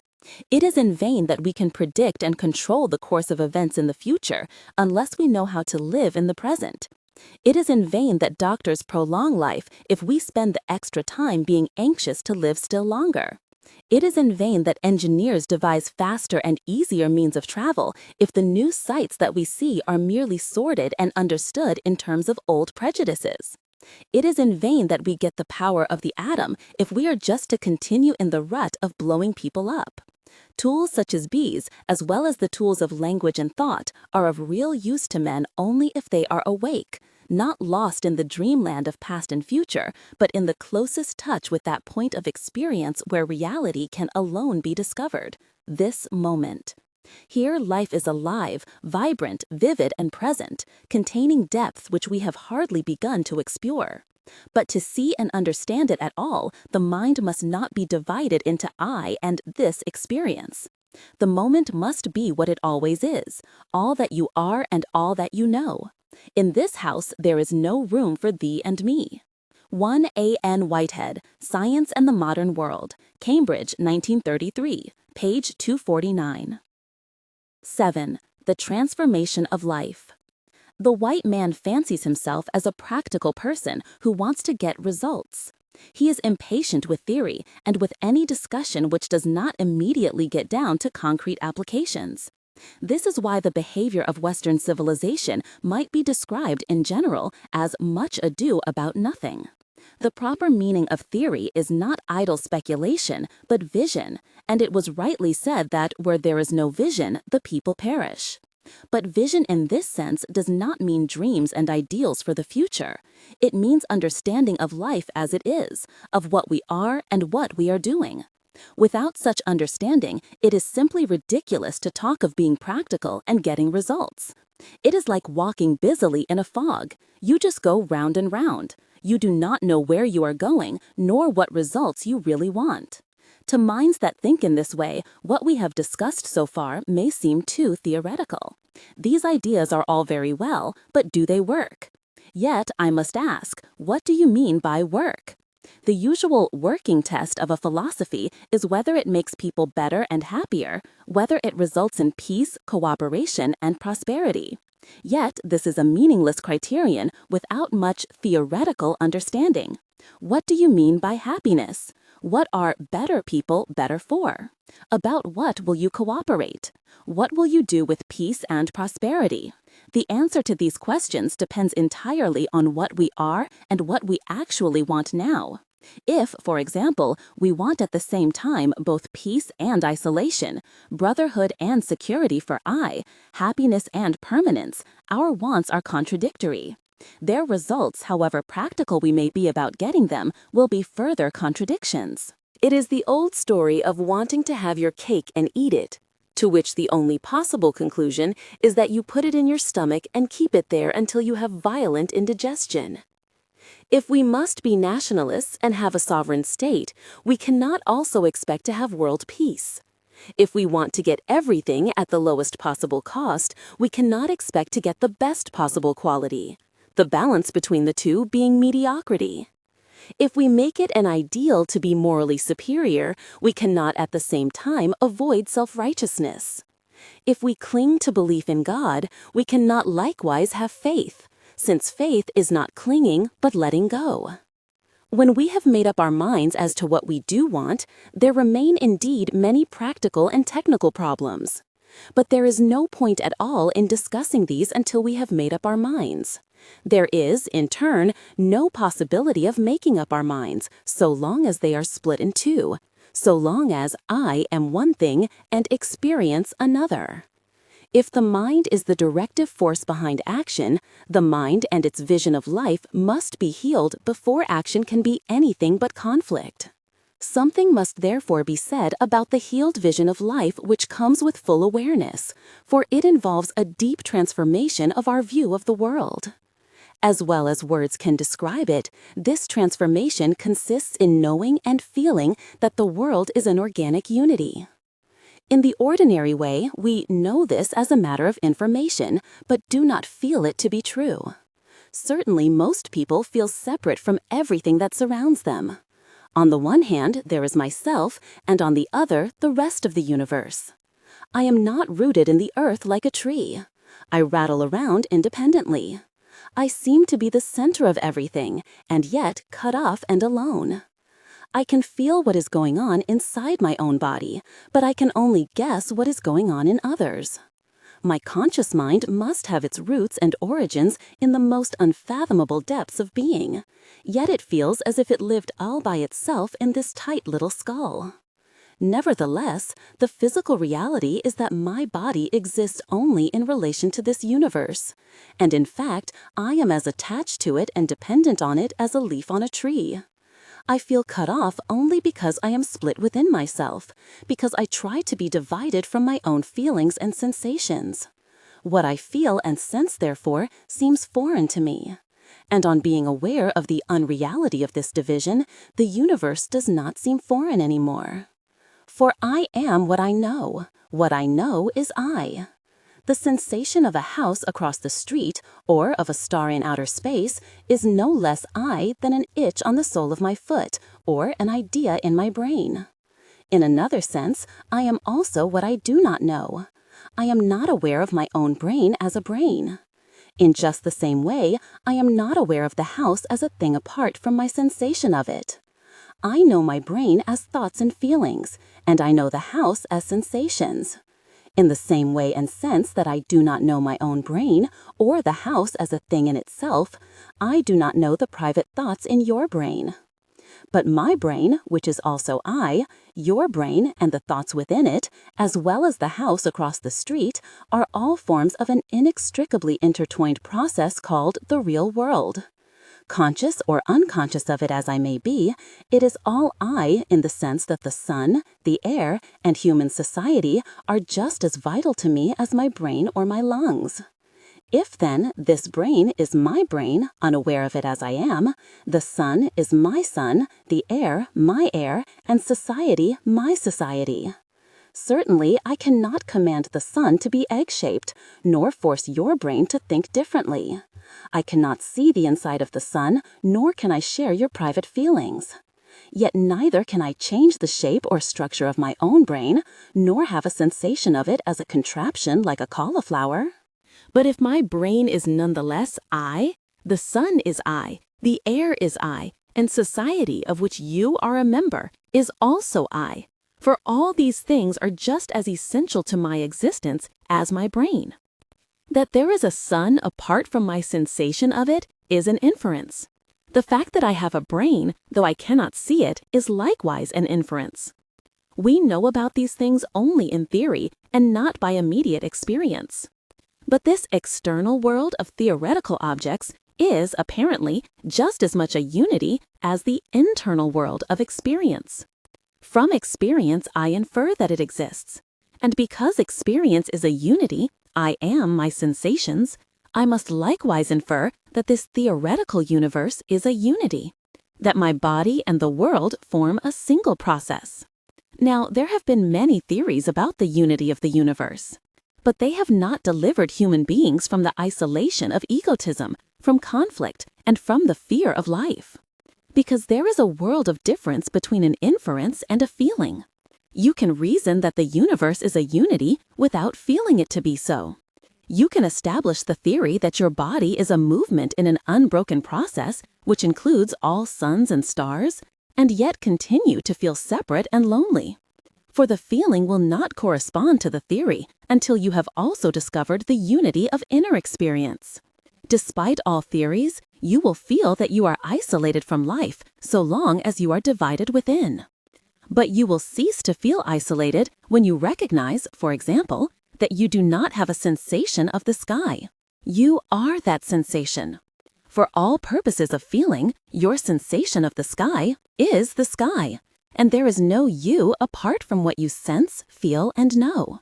This is why the mystics and many of the poets give frequent utterance to the feeling that they are one with the all, or united with God. Or, as Sir Edwin Arnold expressed it, "Foregoing self, the universe grows I." Sometimes, indeed, this feeling is purely sentimental, the poet being one with nature just so long as she is on her best behavior. I live not in myself, but I become, portion of that around me, and to me high mountains are a feeling, but the hum of human cities torture. I can see nothing to loathe in nature, save to be a link reluctant in a fleshly chain, classed among creatures when the soul can flee, and with the sky, the peak, the heaving plain, of ocean or the stars, mingle and not in vain. This rural rapture from Byron is quite beside the point. He has only come to terms with nature to the extent that he has befriended his own human nature. The fly likes the sweetness of the honey, but not its stickiness, which makes him a link reluctant in a fleshly chain, classed among creatures. The sentimentalist does not look into the depths of nature and see sluggish existences grazing there, suspended or slowly crawling close to the bottom. The leaden-eyed shark, the walrus, the turtle, the hairy sea leopard, and the stingray. Passions there, wars, pursuits, tribes, sight in those ocean depths, breathing that thick breathing air. Man has to discover that everything which he beholds in nature, the clammy, foreign-feeling world of the ocean's depths, the wastes of ice, the reptiles of the swamp, the spiders and scorpions, the deserts of lifeless planets, has its counterpart within himself. He is not then at one with himself until he realizes that this underside of nature and the feelings of horror which it gives him are also I. For all the qualities which we admire or loathe in the world around us are reflections from within, though from a within that is also a beyond, unconscious, vast, unknown. Our feelings about the crawling world of the wasp's nest and the snake pit are feelings about hidden aspects of our own bodies and brains, and of all their potentialities for unfamiliar creeps and shivers, for unsightly diseases and unimaginable pains. I do not know whether it is true, but it is said that some of the great sages and holy men have an apparently supernatural power over beasts and reptiles, which are always dangerous to ordinary mortals. If this is true, it is certainly because they are able to live at peace with the beasts and reptiles in themselves. They need not call the wild elephant Behemoth or the sea monster Leviathan. They address them familiarly as Longnose and Slimy. The sense of unity with the all is not, however, a nebulous state of mind, a sort of trance in which all form and distinction is abolished, as if man and the universe merged into a luminous mist of pale mauve. Just as process and form, energy and matter, myself and experience are names for and ways of looking at the same thing, so one and many, unity and multiplicity, identity and difference are not mutually exclusive opposites. They are each other, much as the body is its various organs. To discover that the many are the one, and that the one is the many, is to realize that both are words and noises, representing what is at once obvious to sense and feeling, and an enigma to logic and description. A young man in search of spiritual wisdom put himself under the instruction of a celebrated holy man. The sage made him his personal attendant, and after some months, the young man complained that thus far he had received no instruction. "What do you mean?" exclaimed the holy man. "When you brought me my rice, didn't I eat it? When you brought me my tea, didn't I drink it? When you made salutations to me, didn't I return them? When have I ever neglected to give you instruction?" "I'm afraid I don't understand," said the young man, totally mystified. "When you want to see into it," answered the sage, "see into it directly. When you begin to think about it, it is altogether missed." Plucking chrysanthemums along the east fence, gazing in silence at the southern hills, the birds flying home in pairs, through the soft mountain air of dusk.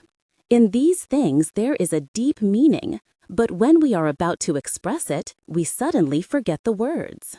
The meaning is not the contemplative, twilight, and perhaps superficially idyllic atmosphere beloved of Chinese poets. This is already expressed, and the poet does not gild the lily. He will not, like so many Western poets, turn philosopher and say that he is one with the flowers, the fence, the hills, and the birds. This too is gilding the lily, or, in his own Oriental idiom, putting legs on a snake. For when you really understand that you are what you see and know, you do not run around the countryside thinking, "I am all this." There is simply all this. The feeling that we stand face to face with the world, cut off and set apart, has the greatest influence on thought and action. Philosophers, for example, often fail to recognize that their remarks about the universe apply also to themselves and their remarks. If the universe is meaningless, so is the statement that it is so. If this world is a vicious trap, so is its accuser, and the pot is calling the kettle black. In the strictest sense, we cannot actually think about life and reality at all, because this would have to include thinking about thinking, thinking about thinking about thinking, and so ad infinitum. One can only attempt a rational descriptive philosophy of the universe on the assumption that one is totally separate from it. But if you and your thoughts are part of this universe, you cannot stand outside them to describe them. This is why all philosophical and theological systems must ultimately fall apart. To know reality, you cannot stand outside it and define it. You must enter into it, be it, and feel it.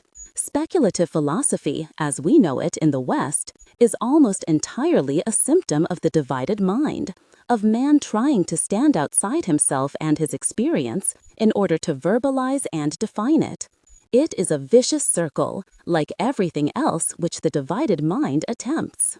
On the other hand, the realization that the mind is actually undivided must have a corresponding and equally far-reaching influence on thought and action. As the philosopher tries to stand outside himself and his thought, so, as we have seen, the ordinary man tries to stand outside himself and his emotions and sensations, his feelings and desires. The result is a fantastic confusion and misdirection of conduct, which discovery of the mind's unity must bring to an end. So long as the mind is split, life is perpetual conflict, tension, frustration, and disillusion. Suffering is piled on suffering, fear on fear, and boredom on boredom. The more the fly struggles to get out of the honey, the faster he is stuck.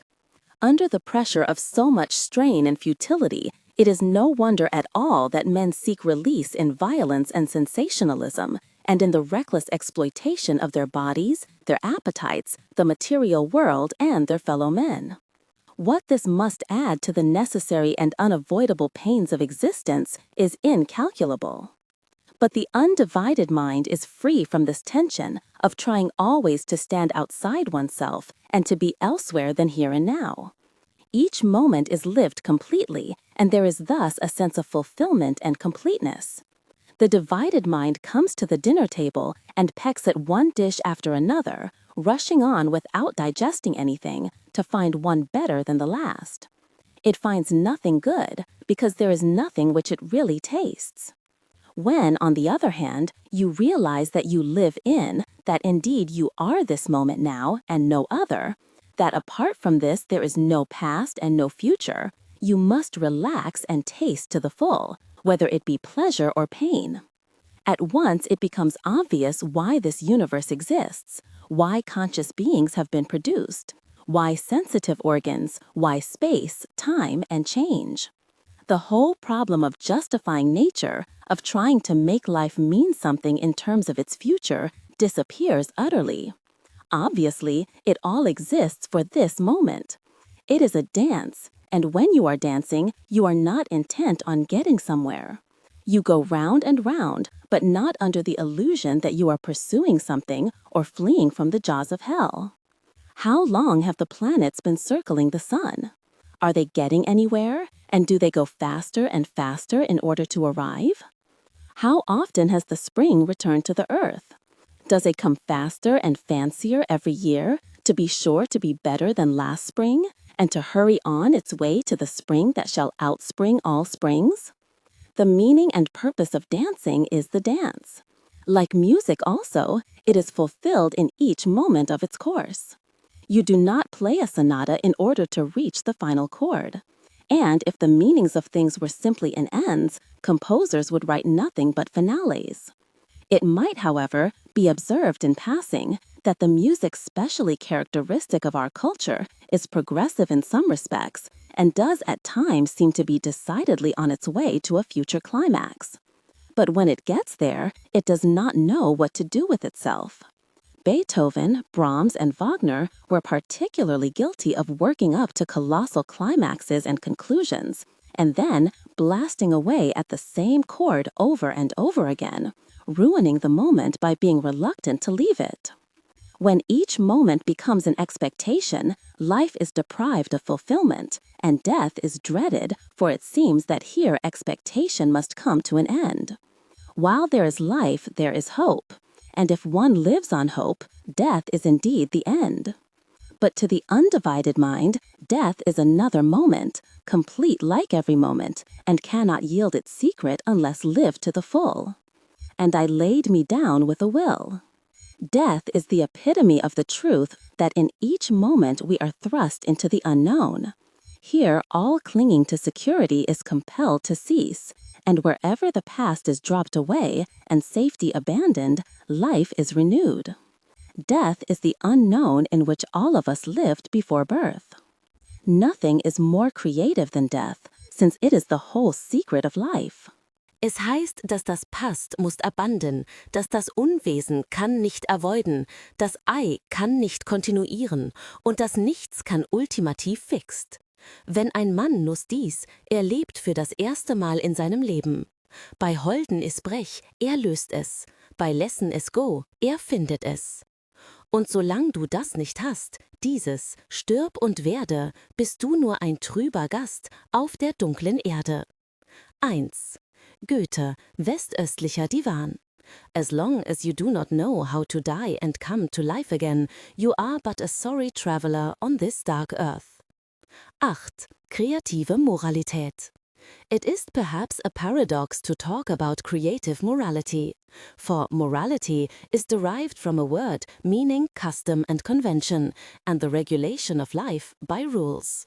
But morality has also come to mean the working of love in human relations, and in this sense we can speak of a morality which is creative.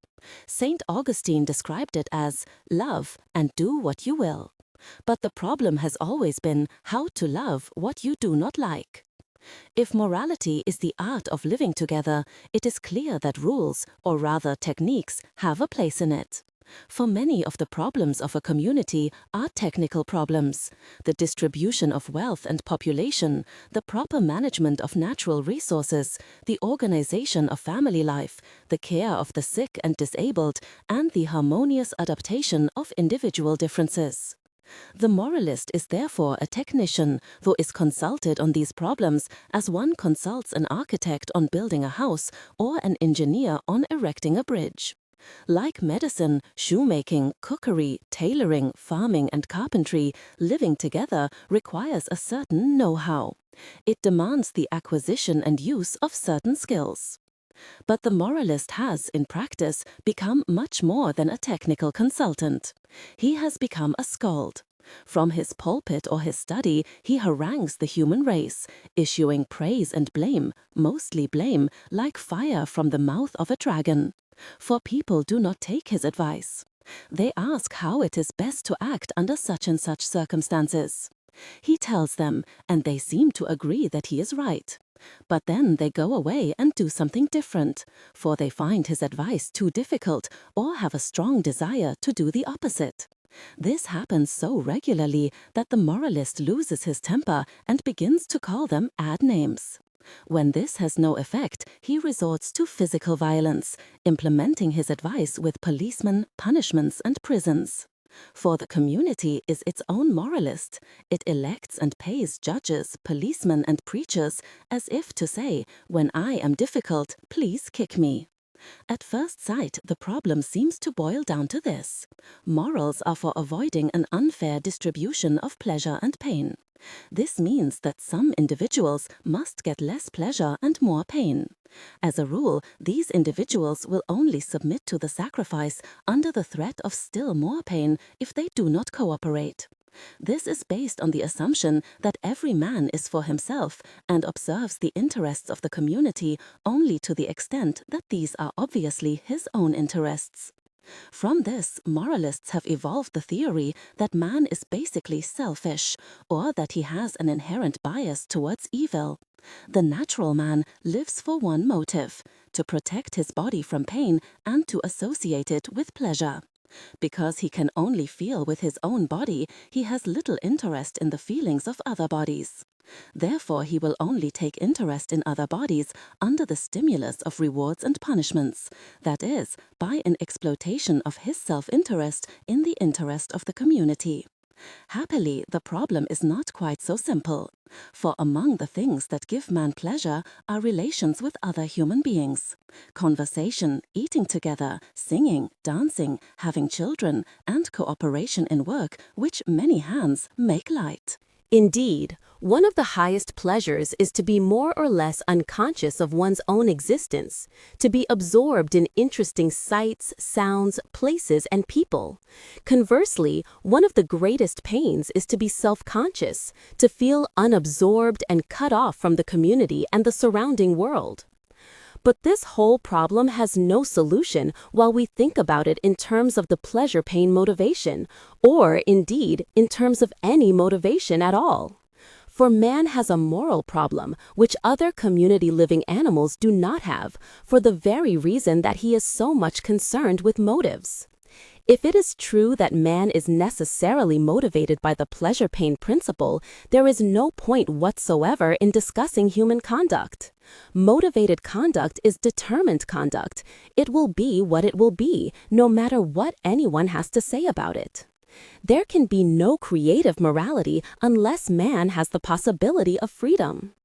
This is where the moralists make their mistake. If they want man to change his way of life, they must assume that he is free, for if he is not, all the raging and protesting in the world will make no difference.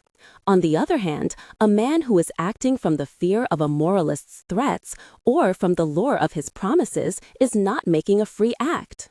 If man is not free, threats and promises may modify his conduct, but they will not change it in any essential respect. If he is free, threats and promises will not make him use his freedom. The meaning of freedom can never be grasped by the divided mind. If I feel separate from my experience and from the world, freedom will seem to be the extent to which I can push the world around, and fate the extent to which the world pushes me around. But to the whole mind, there is no contrast of I and the world. There is just one process acting, and it does everything that happens. It raises my little finger, and it creates earthquakes. Or, if you want to put it that way, I raise my little finger and also make earthquakes. No one fates, and no one is being fated. Of course, this is a strange view of freedom. We are accustomed to think that if there is any freedom at all, it resides not in nature, but in the separate human will and its power of choice. But what we ordinarily mean by choice is not freedom.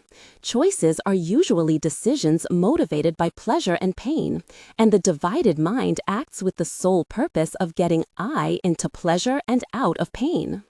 But the best pleasures are those for which we do not plan, and the worst part of pain is expecting it and trying to get away from it when it has come. You cannot plan to be happy. You can plan to exist, but in themselves, existence and non-existence are neither pleasurable nor painful. I am even assured by doctors that there are circumstances under which death can be a highly pleasant experience. The sense of not being free comes from trying to do things which are impossible and even meaningless. You are not free to draw a square circle, to live without a head, or to stop certain reflex actions. These are not obstacles to freedom, they are the conditions of freedom. I am not free to draw a circle if perchance it should turn out to be a square circle. I am not, thank heaven, free to walk out of doors and leave my head at home. Likewise, I am not free to live in any moment, or to separate myself from my feelings. In short, I am not free when I am trying to do something contradictory, such as to move without changing position or to burn my finger without feeling pain. On the other hand, I am free, the world process is free, to do anything which is not a contradiction. The question then arises, is it a contradiction? Is it impossible to act or to decide without pleasure as the ultimate aim? The theory that we must inevitably do what gives us the greater pleasure or the lesser pain is a meaningless assertion based on verbal confusion. To say that I decide to do something because it pleases me says only that I decide to do it because I decide to do it. If pleasure is defined in the beginning as what I prefer, then what I prefer will always be pleasure. If I prefer pain, like a masochist, then pain will be pleasure. In short, the theory begs the question at the start by saying that pleasure means what we desire. Therefore, anything that we desire is pleasure. But I fall straight into contradiction when I try to act and decide in order to be happy, when I make being pleased my future goal. For the more my actions are directed towards future pleasures, the more I am incapable of enjoying any pleasures at all. For all pleasures are present, and nothing save complete awareness of the present can even begin to guarantee future happiness. I can act in order to eat tomorrow or take a trip to the mountains next week, but there is really no way of being certain that this will make me happy. On the contrary, it is common experience that nothing ruins a pleasure so much as watching yourself in the midst of it to see whether it pleases you. You can only live in one moment at a time, and you cannot think simultaneously about listening to the waves and whether you are enjoying listening to the waves. Contradictions of this kind are the only real types of action without freedom.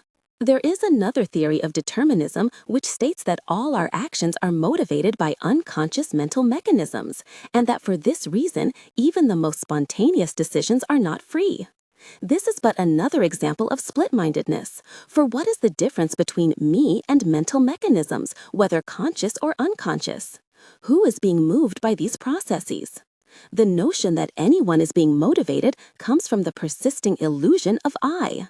The real man, the organism in relation to the universe, is this unconscious motivation. And because he is it, he is not being moved by it. In other words, it is not motivation, it is simply operation. Moreover, there is no unconscious mind distinct from the conscious, for the unconscious mind is conscious, though not of itself, just as the eyes see but do not see themselves. There remains the supposition that the whole operation, the whole process of action, which is man and universe, is a determined series of events in which every event is the inevitable result of past causes.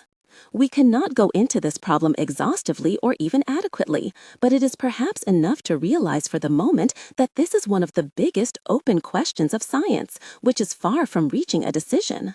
The idea that the past determines the present can be an illusion of language. Because we must describe the present in terms of the past, it would seem that the past explains the present. To say how something happened, we describe the chain of events of which it seemed to be a part. The bottle smashed. It fell to the floor. I let it go. My fingers were slippery. I had soap on my hands. Is it legitimate to put the word because between these statements? We do so as a rule, for we can make the safe bet that if I let go of the bottle, it will fall to the floor. But this does not prove that I caused it to fall or that it must have fallen. Events look inevitable in retrospect because when they have happened, nothing can change them. Yet the fact that I can make safe bets could prove equally well that events are not determined but consistent. In other words, the universal process acts freely and spontaneously at every moment, but tends to throw out events in regular and so predictable sequences. However this issue may be decided, the undivided mind certainly has the feeling of freedom and certainly brings into the moral sphere a way of life which has all the marks of free and creative action. It is easy to see that most of the acts which in conventional morals are called evil can be traced to the divided mind. By far the greater part of these acts come from exaggerated desires for things which are not even remotely necessary for the health of mind and body, granting that health is a relative term. Such outlandish and insatiable desires come into being because man is exploiting his appetites to give the I a sense of security. I am depressed and want to get I out of this depression. The opposite of depression is elation, but because depression is not elation, I cannot force myself to be elated. I can, however, get drunk. This makes me wonderfully elated, and so when the next depression arrives, I have a quick cure. The subsequent depressions have a way of getting deeper and blacker because I am not digesting the depressed state and eliminating its poisons. So I need to get even drunker to drown them. Very soon, I begin to hate myself for getting so drunk, which makes me still more depressed, and so it goes. Or perhaps I have a large family and a mortgaged house on which I have spent all my savings. I have to work hard at a job in which I am not particularly interested in order to pay the bills. I don't mind working so much, but I keep wondering what will happen if I get sick or if a war comes and I am drafted. I would rather not think about these things, so I want to get I out of this worry. For I am sure that I shall get sick if it goes on. But it's so hard to stop, and as this makes sickness more certain, the worrying digs deeper. I must find relief from this, and so, in desperation, I begin to play the ponies, trying to offset the worry with the daily hope that my horse may win. And so it goes. The conventional moralist has nothing to contribute to these problems. He can point out the frightful effects of alcoholism and gambling, but that is simply more fuel for depression and worry. He can promise rewards in heaven for suffering patiently endured, but that too is a gamble of a kind. He can attribute the depression or the worry to the social system and urge the unfortunates to join the revolution. In short, he can either frighten the I or encourage it, in one case making the individual run away from himself, and in the other making him run after himself. He can paint glowing pictures of the virtues and encourage others to find strength in the examples of great men. He can succeed to the extent of arousing the most vigorous efforts to imitate saintliness, to curb the passions, and to practice restraint and charity in action. Yet none of this brings anyone to freedom, for behind all the imitation and the discipline, there is still motive. If I am afraid, my efforts to feel and act bravely are moved by the fear, for I am afraid of fear, which is simply to say that my efforts to escape from what I am are moving in a circle. Beside the examples of saints and heroes, I feel ashamed that I amount to nothing, and so I begin to practice humility because of my wounded pride, and charity because of my self-love. The urge is ever to make I amount to something. I must be right, good, a real person, heroic, loving, self-effacing. I efface myself in order to assert myself, and give myself away in order to keep myself. The whole thing is a contradiction. The Christian mind has always been haunted by the feeling that the sins of the saints are worse than the sins of the sinners, that in some mysterious way the one who is struggling for salvation is nearer to hell and to the heart of evil than the unashamed harlot or thief. It has recognized that the devil is an angel and, as pure spirit, is not really interested in the sins of the flesh. The sins after the devil's heart are the intricacies of spiritual pride, the mazes of self-deception, and the subtle mockeries of hypocrisy, where mask hides behind mask, and reality is lost altogether. The would-be saint walks straight into the meshes of this web because he would become a saint. His eye finds the deepest security in a satisfaction which is the more intense for being so cleverly hidden, the satisfaction of being contrite for his sins and contrite for taking pride in his contrition. In such an involved, vicious circle, the masks behind masks are infinite. Or, to put it in another way, he who would stand outside himself to kick himself must then kick the self that stands outside, and so forever. So long as there is the motive to become something, so long as the mind believes in the possibility of escape from what it is at this moment, there can be no freedom. Virtue will be pursued for exactly the same reason as vice, and good and evil will alternate as the opposite poles of a single circle. The saint, who appears to have conquered his self-love by spiritual violence, has only concealed it. His apparent success convinces others that he has found the true way, and they follow his example long enough for the course to swing to its opposite pole, when license becomes the inevitable reaction to Puritanism. Of course, it sounds as if it were the most abject fatalism to have to admit that I am what I am, and that no escape or division is possible. It seems that if I am afraid, then I am stuck with fear. But in fact, I am chained to the fear only so long as I am trying to get away from it. On the other hand, when I do not try to get away, I discover that there is nothing stuck or fixed about the reality of the moment. When I am aware of this feeling without naming it, without calling it fear, bad, negative, etc., it changes instantly into something else, and life moves freely ahead.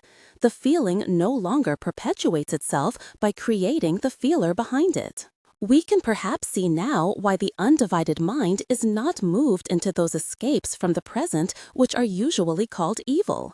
The further truth that the undivided mind is aware of experience as a unity, of the world as itself, and that the whole nature of mind and awareness is to be one with what it knows, suggests a state that would usually be called love. For the love that expresses itself in creative action is something much more than an emotion.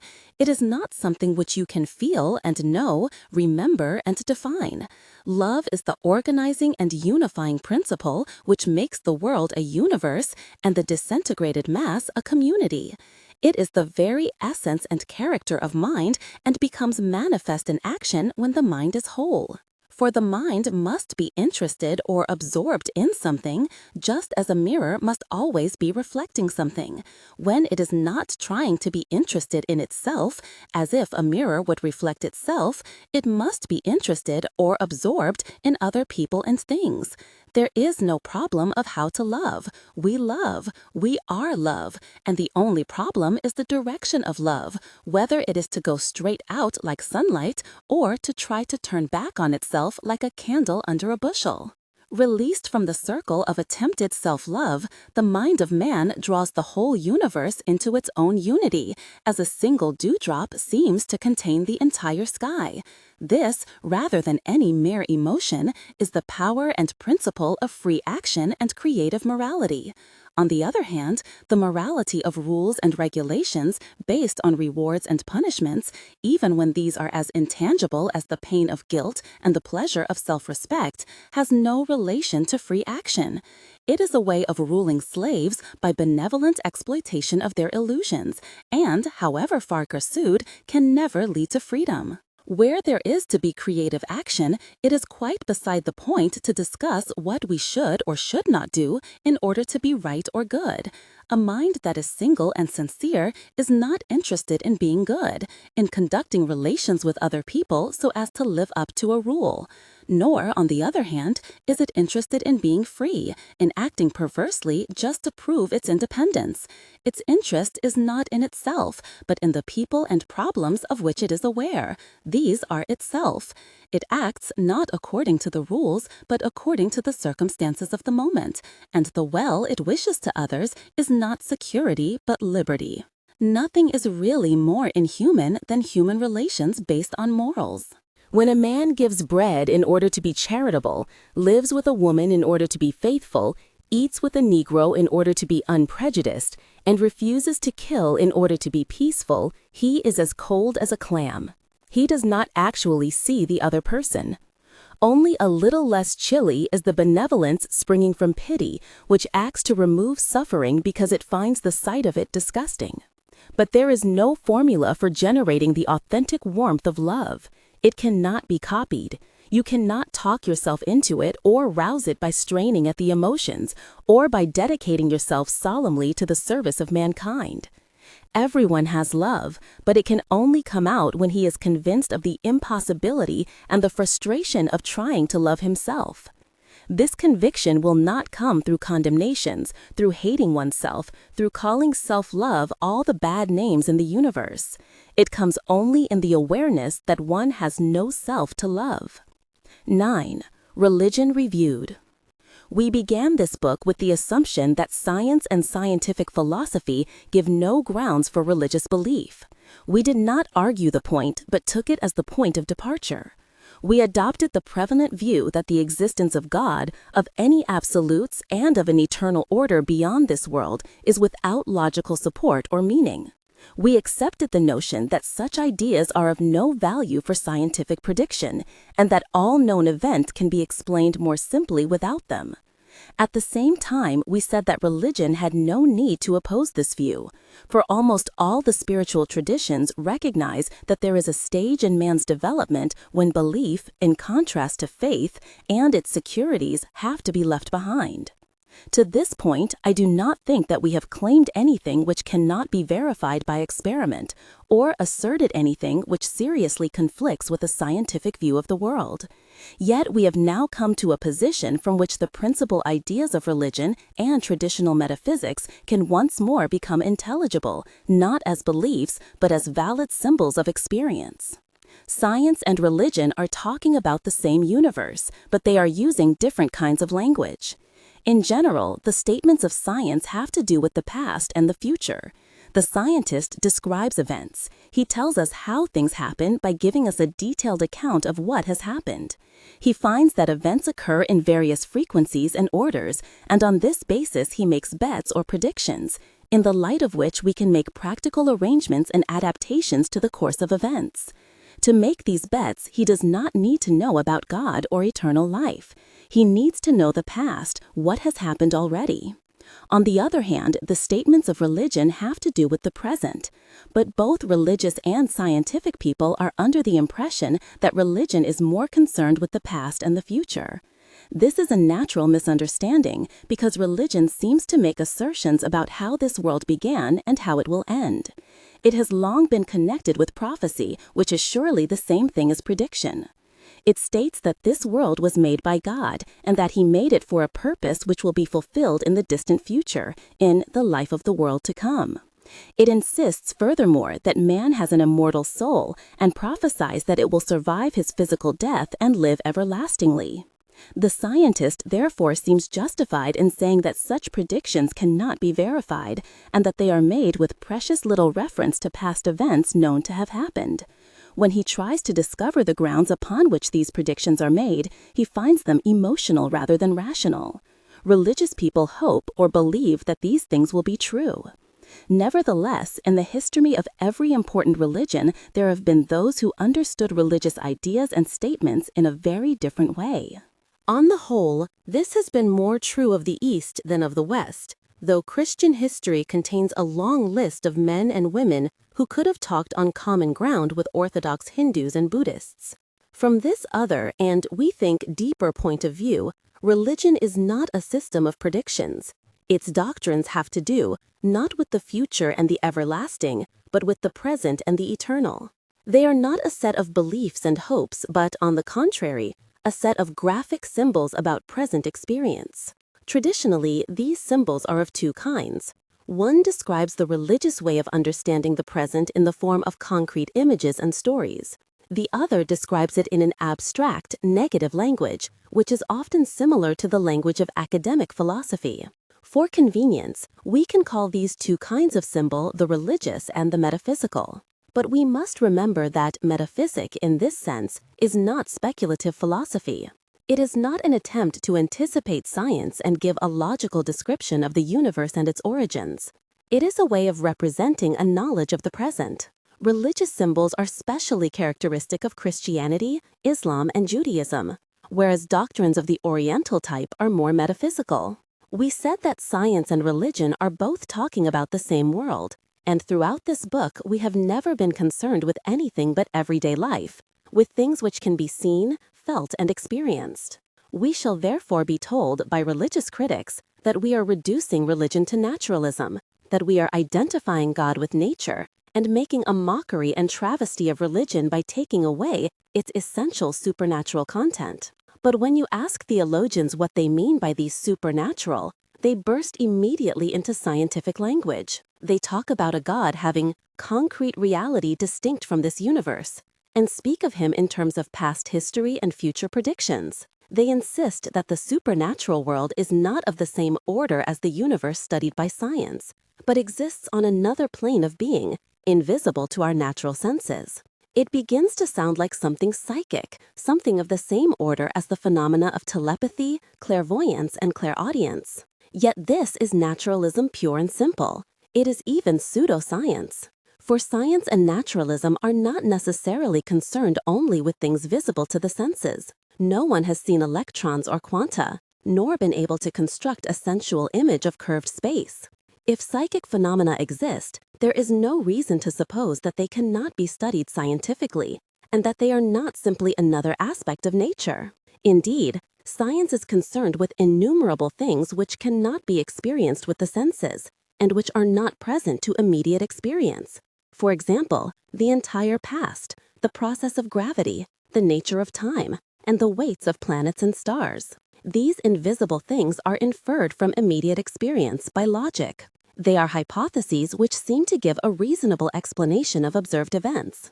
The theological God is exactly the same thing, a hypothesis accounting for all experiences. When a theologian makes such a hypothesis, he uses the methods of science and enters the field of science. He must expect, therefore, to be questioned, examined, and criticized by his fellow naturalists. But the difference between the natural and the supernatural can be understood in a simpler and much more useful way. If nature is the province of science, we can say that nature is this world as it is named, measured, and classified. Nature is the world which thought has analyzed and sorted into groups called things. It has, as we saw, given things an identity by naming them. It distinguishes motion from stillness by comparing something which moves rapidly in relation to something which moves slowly, though both move. Thus, the whole world of nature is relative and is produced by thought and comparison. Is the head really distinct from the neck? Why shouldn't we have made the thing called head include the thing called neck, just as it includes the nose? It is a convention of thought that head and neck are two things instead of one.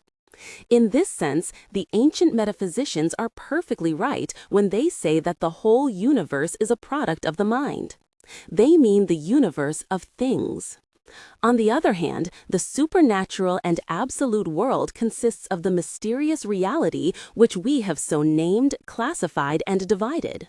This is not a product of the mind. But there is no way of defining or describing what it is. At every moment we are aware of it, and it is our awareness. We feel and sense it, and it is our feelings and sensations. Yet trying to know and define it is like trying to make a knife cut itself. What is this? This is a rose. But a rose is a noise. What is a noise? A noise is an impact of airwaves on the eardrum. Then a rose is an impact of airwaves on the eardrum? No, a rose is a rose. Is a rose is a rose is a rose. Definition is simply making a one-to-one correspondence between groups of sense data and noises. But because noises are sense data, the attempt is ultimately circular. The real world which both provides these data and the organs wherewith to sense them remains unfathomably mysterious. From this point of view, we need have no difficulty in making sense of some of the ancient scriptures. The Dhammapada, a collection of sayings of the Buddha, begins, "All that we are is the result of what we have thought. It is founded on our thoughts. It is made up of our thoughts." This is, in effect, the same statement that opens St. John's Gospel. "In the beginning was the Word, and the Word was with God, and the Word was God. All things were made by him, the Word, and without him was not anything made that was made." By thoughts or mental words, we distinguish or make things.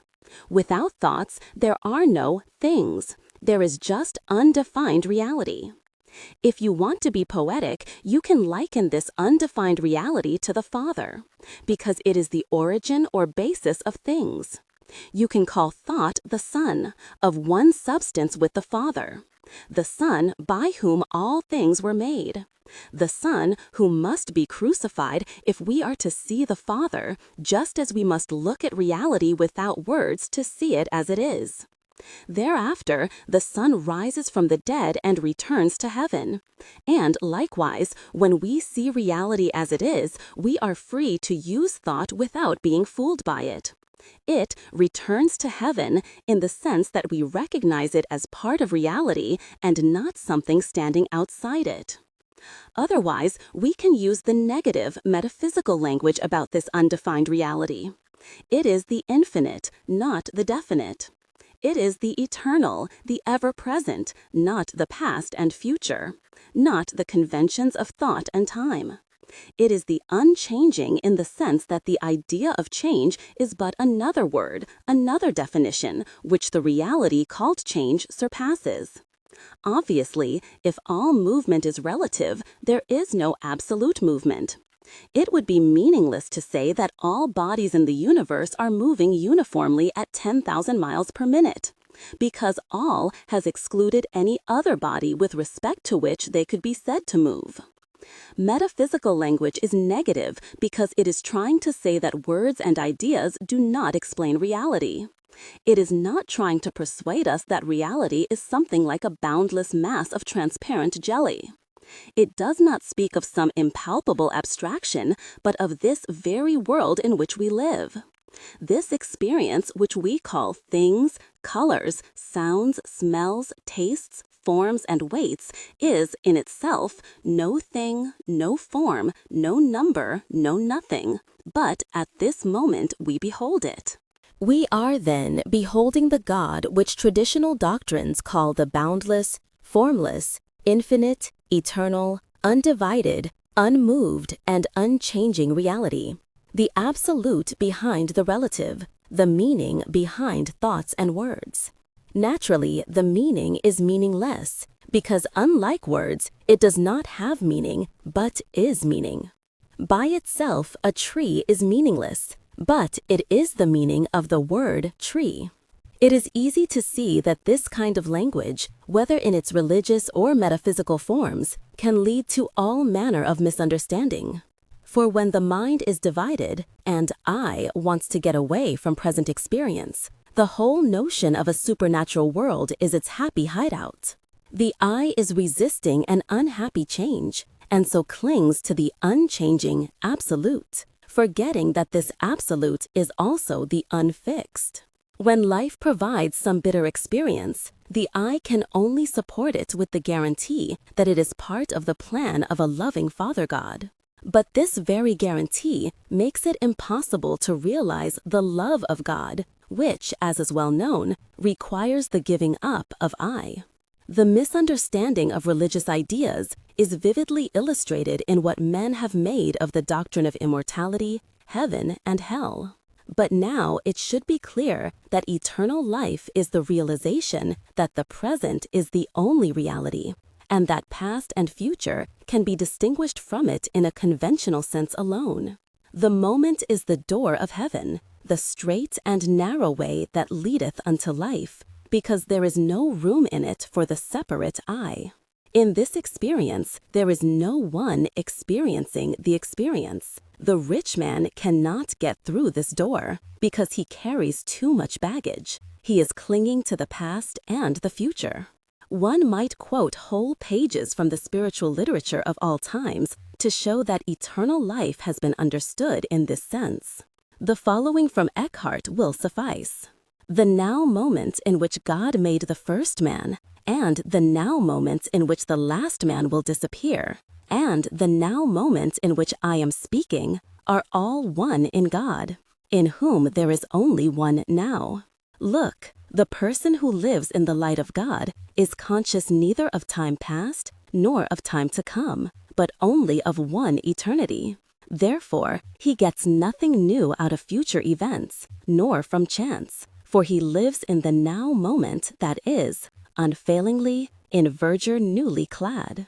When you are dying and coming to life in each moment, would-be scientific predictions about what will happen after death are of little consequence. The whole glory of it is that we do not know. Ideas of survival and annihilation are alike based on the past, on memories of waking and sleeping, and, in their different ways, the notions of everlasting continuity and everlasting nothingness are without meaning. It needs but slight imagination to realize that everlasting time is a monstrous nightmare, so that between heaven and hell as ordinarily understood, there is little to choose. The desire to continue always can only seem attractive when one thinks of indefinite time rather than infinite time. It is one thing to have as much time as you want, but quite another to have time without end. For there is no joy in continuity, in the perpetual. We desire it only because the present is empty. A person who is trying to eat money is always hungry. When someone says, "Time to stop now," he is in a panic because he has had nothing to eat yet and wants more and more time to go on eating money, ever hopeful of satisfaction around the corner. We do not really want continuity, but rather a present experience of total happiness. The thought of wanting such an experience to go on is the result of being self-conscious in the experience, and thus incompletely aware of it. So long as there's the feeling of an I having this experience, the moment is not all. Eternal life is realized when the last trace of difference between I and now has vanished, when there is just this now and nothing else. By contrast, hell or everlasting damnation is not the everlastingness of time going on forever, but of the unbroken circle, the continuity and frustration of going round and round in pursuit of something which can never be attained. Hell is the futility, the everlasting impossibility of self-love, self-consciousness, and self-possession. It is trying to see one's own eyes, hear one's own ears, and kiss one's own lips. To see, however, that life is complete in each moment, whole, undivided, and ever new, is to understand the sense of the doctrine that in eternal life, God, the undefinable this, is all in all and is the final cause or end for which everything exists. Because the future is everlastingly unattainable and, like the dangled carrot, always ahead of the donkey, the fulfillment of the divine purpose does not lie in the future. It is found in the present, not by an act of resignation to immovable fact, but in seeing that there is no one to resign. For this is the meaning of that universal and ever-repeated religious principle, that to know God, man must give up himself. It is as familiar as any platitude, and yet nothing has been harder to do, and nothing so totally misunderstood. How can a self, which is selfish, give itself up? Not, say the theologians, by its own power, but through the gift of divine grace, the power which enables man to achieve what is beyond his own strength. But is this grace given to all, or to a chosen few, who, when they receive it, have no choice but to surrender themselves? Some say that it comes to all, but that there are those who accept its aid and those who refuse. Others say that it comes to a chosen elect, but still, for the most part, insist that the individual has the power to take it or leave it. But this does not solve the problem at all. It replaces the problem of holding or surrendering the self by the problem of accepting or refusing divine grace. And the two problems are identical. The Christian religion contains its own hidden answer to the problem in the idea that man can only surrender himself in Christ. For Christ stands for the reality that there is no separate self to surrender. To give up I is a false problem. Christ is the realization that there is no separate I. I do nothing of myself. I and the Father are one. Before Abraham was, I am. If there is any problem at all, it is to see that in this instant you have no I to surrender. You are completely free to do this at any moment, and nothing whatever is stopping you. This is our freedom. We are not, however, free to improve ourselves, to surrender ourselves, to lay ourselves open to grace. For all such split-mindedness is the denial and postponement of our freedom. It is trying to eat your mouth instead of bread. Is it necessary to underline the vast difference between the realization that I and the Father are one, and the state of mind of the person who, as we say, thinks he is God? If, still thinking that there is an isolated I, you identify it with God, you become the insufferable egomaniac who thinks himself successful in attaining the impossible, in dominating experience, and in pursuing all vicious circles to satisfactory conclusions. I am the master of my fate. I am the captain of my soul. When the snake swallows his tail, he has a swelled head. It is quite another thing to see that you are your fate, and that there is no one either to master it or to be mastered, to rule or to surrender. Must we also insist that this loss of I in God is not a mystic miasma in which the values of personality are obliterated? The I was not, is not, and never will be a part of human personality. There is nothing unique or different or interesting about it. On the contrary, the more human beings pursue it, the more uniform, uninteresting, and impersonal they become. The faster things move in circles, the sooner they become indistinguishable blurs. It is obvious that the only interesting people are interested people, and to be completely interested is to have forgotten about I. We can see then that the basic principles of philosophy, religion, and metaphysics may be understood in two entirely different ways. They can be seen then that the basic principles of philosophy, religion, and metaphysics may be understood in two entirely different ways. They can be seen as symbols of the undivided mind, expressions of the truth that in each moment life and experience are a complete whole. God is not a definition of this state, but an exclamation about it. Ordinarily, however, they are used as attempts to stand outside oneself and the universe, to grasp them and to rule them. This process is circular, however, complex and devious. Because men have been circling for so many ages, the powers of technology have availed for little save to speed the process to a point of unbearable tension. Civilization is ready to fly apart by sheer centrifugal force. In such a predicament, the self-conscious type of religion to which we have so long been accustomed is no cure but part of the disease. If scientific thought has weakened its power, we need have no regrets, for the God to which it could have brought us was not the unknown reality which the name signifies, but only a projection of ourselves, a cosmic, discarnate I lording it over the universe.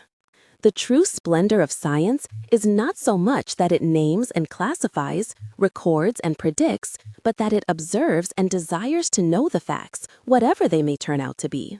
However much it may confuse facts with conventions and reality with arbitrary divisions, in this openness and sincerity of mind, it bears some resemblance to religion, understood in its other and deeper sense. The greater the scientist, the more he is impressed with his ignorance of reality, and the more he realizes that his laws and labels, descriptions and definitions are the products of his own thought.